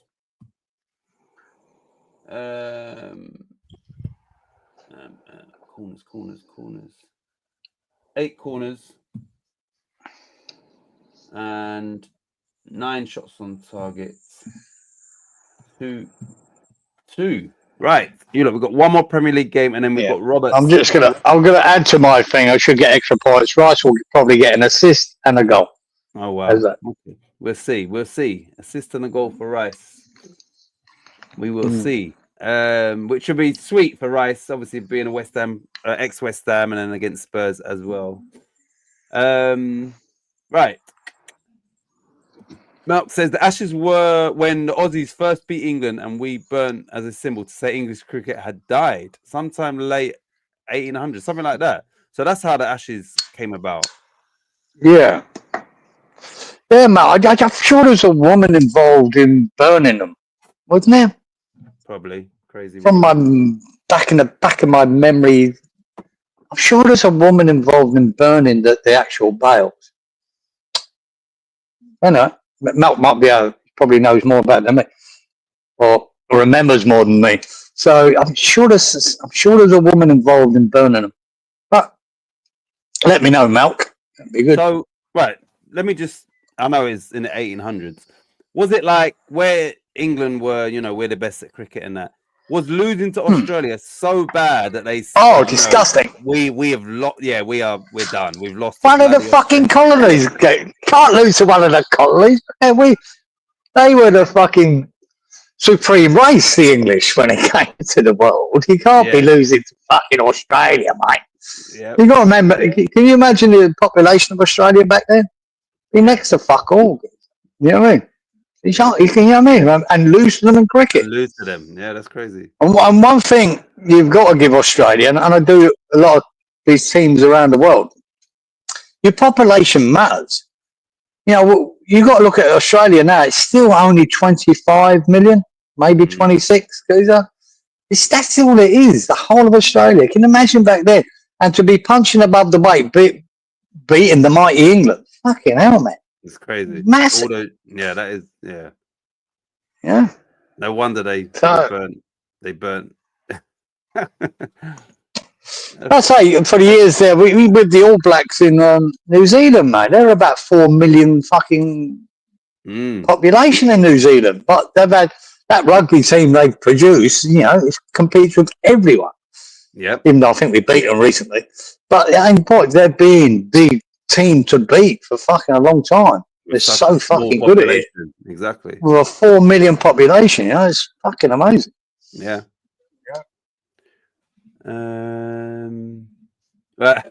Inky says, "Weren't you at that match, geezer?" Got a wang. I've got to do this. Right. No, it's okay, mate. We nearly finished. I'm good, mate. Right. You lot. So the next game is the last Premier League game, and then we got the Roberts pick. That is Manchester United at home to Everton. Man United obviously drew with Spurs, and Everton won their last game. Who did they beat? They beat someone 2-0, I think. Everton was at home. Everton beat Fulham 2-0, and Man United 2-2 away to Spurs. So let me just see points-wise. Man United have got 18 points, and Everton have got 15. So obviously an Everton win would put them level on points with Man United. But Man United are in decent form. I think it's 4 wins and a draw. Let me just check that. Okay, 2 draws here. So 3 wins and 2 draws in the last 5 games. Was that a league game? Yes, it was. But Man United are conceding goals. So obviously, the first of those 5 games, they beat Sunderland 2-0 at home. Then they beat Liverpool 2-1 away. Then they beat Brighton 4-2 at home. Drew 2-2 with Forest away and drew 2-2 with Spurs away. So Man United are conceding goals. Yeah, but they're picking up points. Yeah. But still not convinced, are you, of Man United? No. Yeah, tough one. You definitely can see an improvement, and you can see that they're moving in the right direction. But I think that's a lot to do with Cunha and Burma. Yeah. Or in Burma. More so in Burma, yeah. So, I don't know if you can hear me, but Lawrence and Robert have both gone 2-1 to Man United. Yeah. Who we got in there now? Sean Dyche? No. Yeah. No. Sean Dyche? No, he's gone. Forest, isn't he? That's Moyes. Yeah, of course. I get mixed up with them because they're both so fucking boring. We're going to go 2-1 for Wally and Fresh as well, yeah? Right, hang on. There we go. Where are we going to go here? 2-1 for who? Lawrence and Robert. Lawrence. Yeah. And Wally and Fresh are both. Oh no, I'd love to give. Yeah, I might give them Everton. Fuck it. It's up to you. What are we doing here? Nah, they're getting 2-1, Man U. Yeah, they have to. They've got to go to favourites. But I'll tell you what, if Everton pull off a miracle here, you never know. Never fucking know. Man United, I'm just still not convinced of them. You know? Not fully. No. They're doing all right and they're putting points on the board. They are improved. I'm still not convinced, man. But, yeah. Well, Danny is voting with his Leeds hat on. He's gone Man United 1, Everton 2.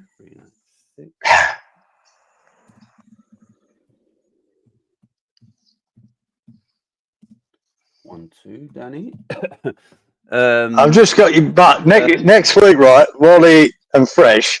Yeah. I wanted to give Everton the win. If it is 2-1 to Everton, you're going to be. And you overrode me. You told me I couldn't, and I had to give it the other way. Yeah, they would be picking. That's what we're going to tell them. I know for a fact those two are picking Man United. They are. Right, Inky says Scum 2, Toffees 1. So Man United 2, Everton 1 for Inky. Inky 2-1. Colin has also gone Man United 2-1.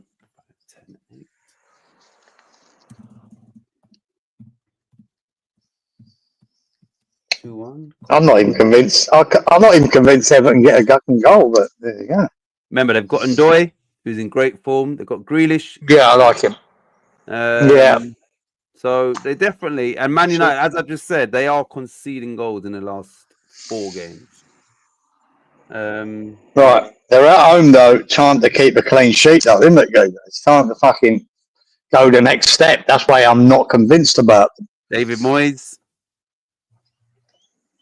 Right. Yeah, it is Moyes. It's just so negative when it comes to these big teams. But like I say, I've got Grealish and that is it Ndoye or Ndoye, whatever. Ndoye, I think it's pronounced. Yeah, I think Ndoye. Ndoye. Yeah, they could do, mate. They could cause an upset. Well, I'm going to go 2-0 Everton, or 2-0 Man United. Everton, first answer, 2-0 Everton. I'd rather Imagine Everton that beat came in. Yeah. So you're going. I think we should look. I'm thinking we should still be chasing Everton just in case they have a slump on the Moyes. So I'm going to go 2-0 Man U. Yeah.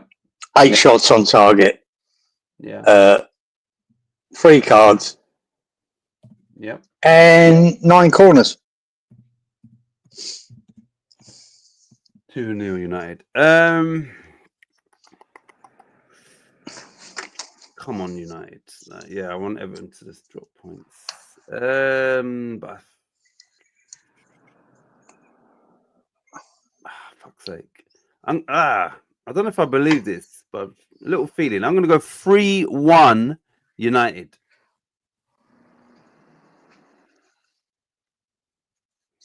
I'm going to go for 4 cards. Corners will be 12. Shots on target will be 11. 3-1. Malk says, are you getting a season ticket if they have a new ground when the loan ends? C. Kieran, he's asking you, when the loan ends, are you getting a season ticket? Am I getting a season ticket? No. My season ticket days are over.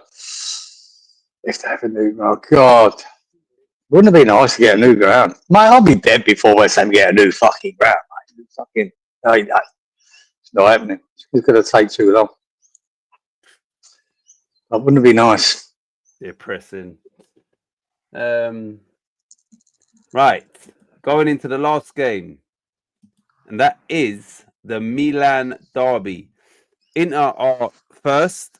Milan are third. So big game. Let me tell you what points they're on. This is Roberto's pick, by the way. Great pick. Let me just check this quickly.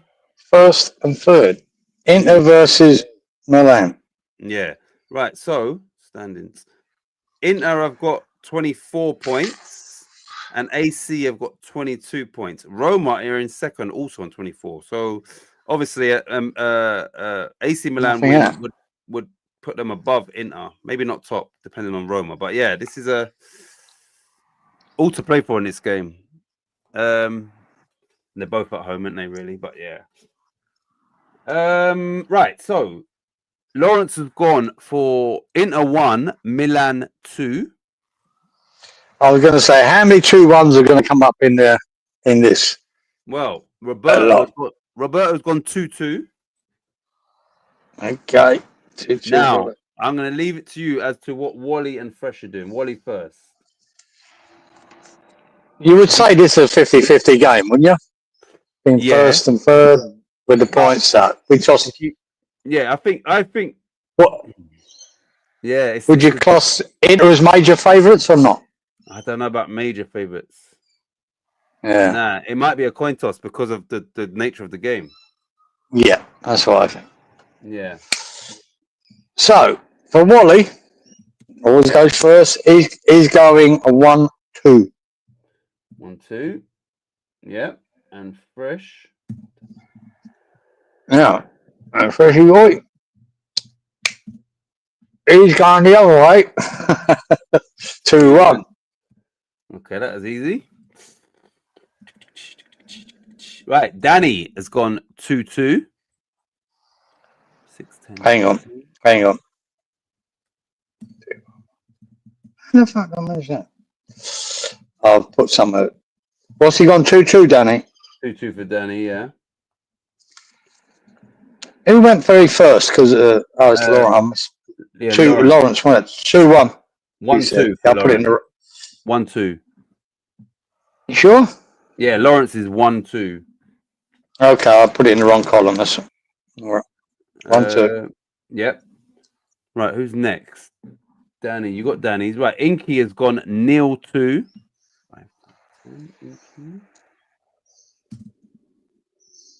0-2.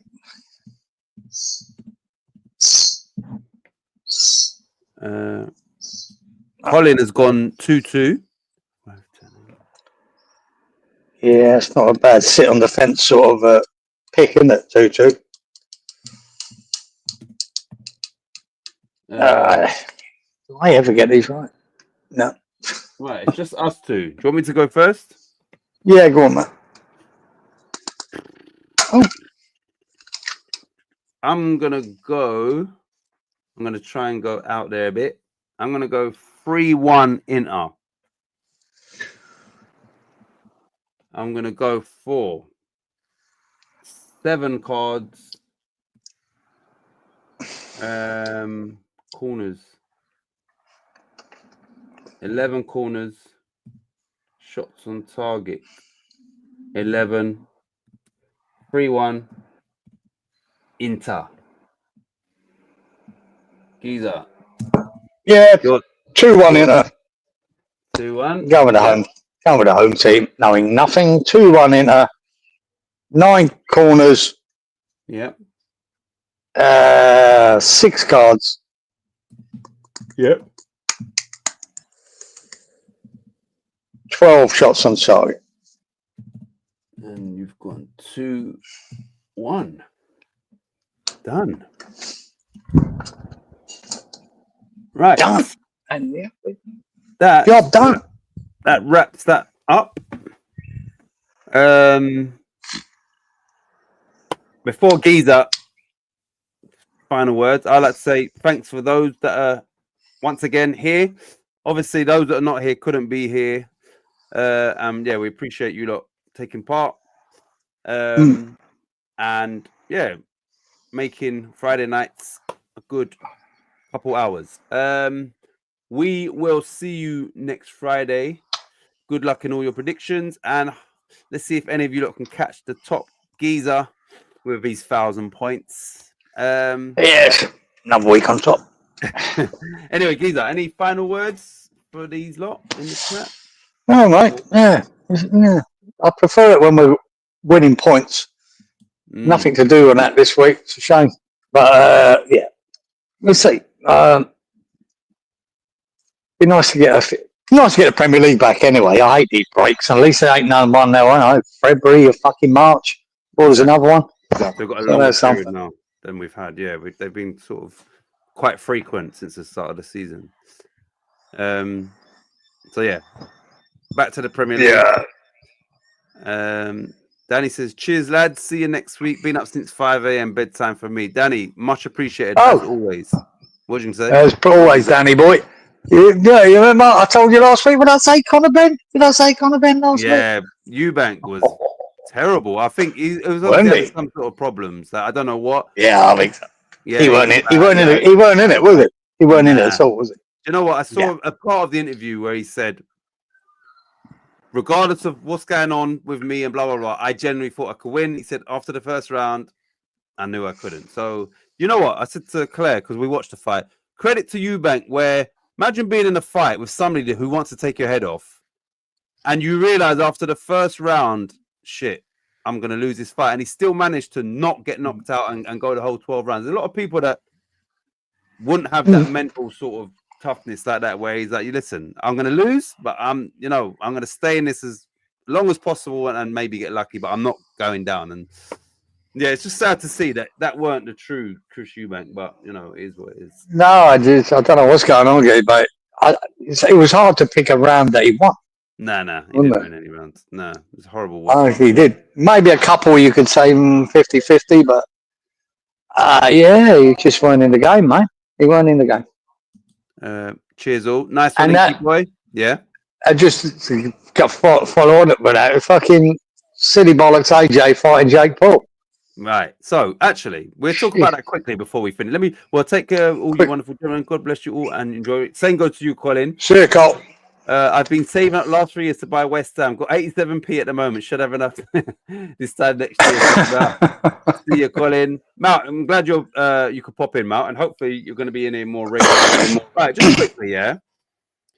Right, AJ's been inactive. His last 5 or 7 fights, I think he's lost 4 of them. You know, he's way past his best. But this is a money fight, right? This is a money fight for him. But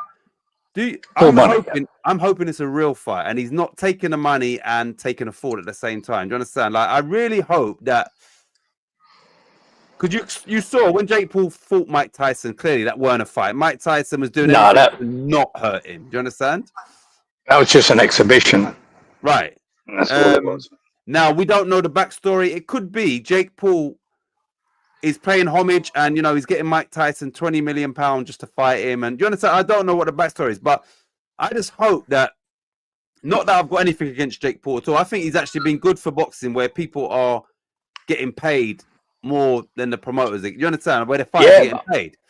I just hope it's a real fight, though. I hope Anthony Joshua's going into this fight with that killer instinct, and then we see what happens. Because he could go into it, and everybody's saying, well, if he turns up, he beats him. I don't believe that. Same thing with Chris Eubank.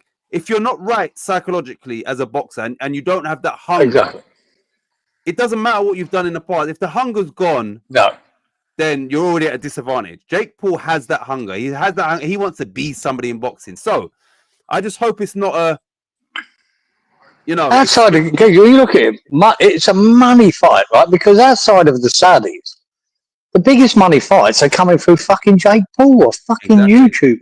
Exactly. It's crazy. So they're probably earning 50 million quid each year in this fight. Yeah. Because it's a Netflix fight and all. Yeah. You know what I mean? The money's basically guaranteed. It's done. You know what I mean? It's big money for fucking AJ. Yep. You know what I mean? And you can't get that outside the Saudis. You can't. So fair play to Jake Paul, mate. Even though I think him taking on AJ is like an amateur taking on a pro.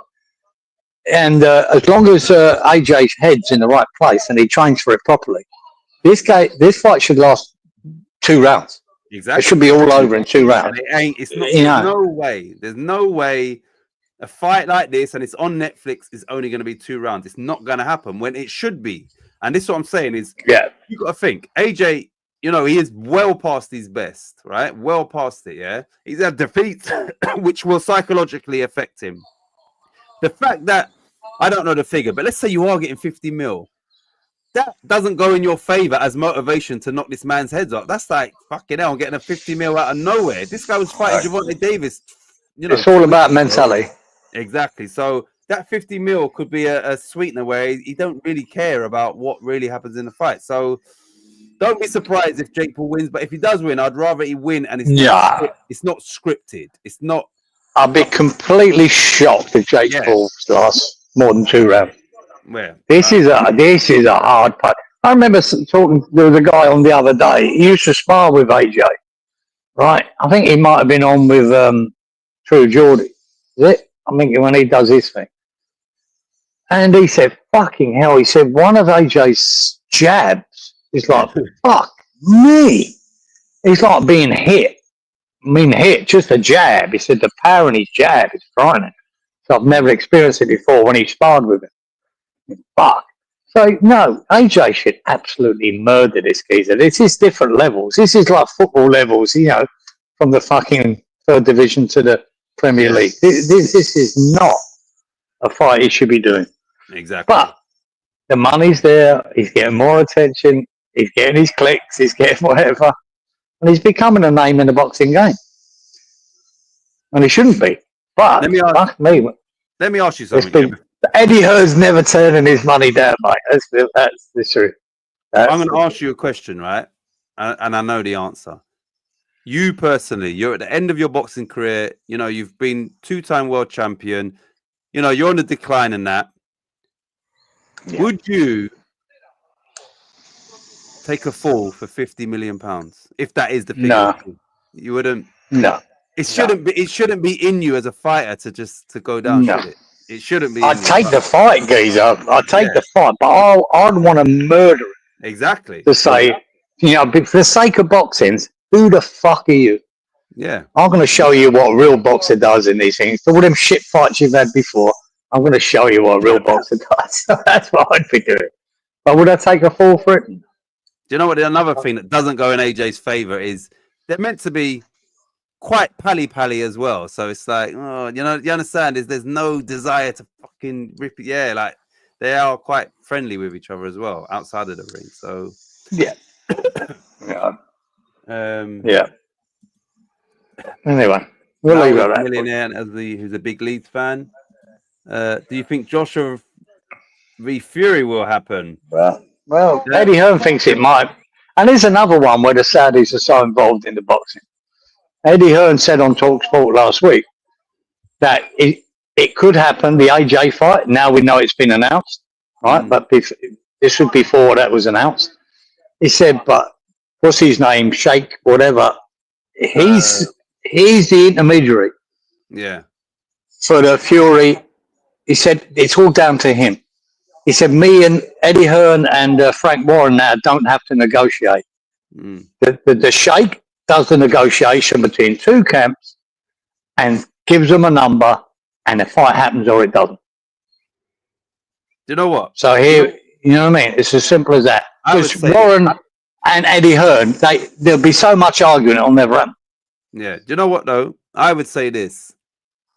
The fact that they didn't give it to the boxing fans in their prime when there was titles up for grabs, I don't think they deserve the big payday for that. I really don't. You're right. I don't even want to see that fight. I wanted to see it. Should have happened years ago, shouldn't it? And if it would have happened years ago, Tyson Fury would have beat him quite easily. That's what I believe. Yeah, now, I think so.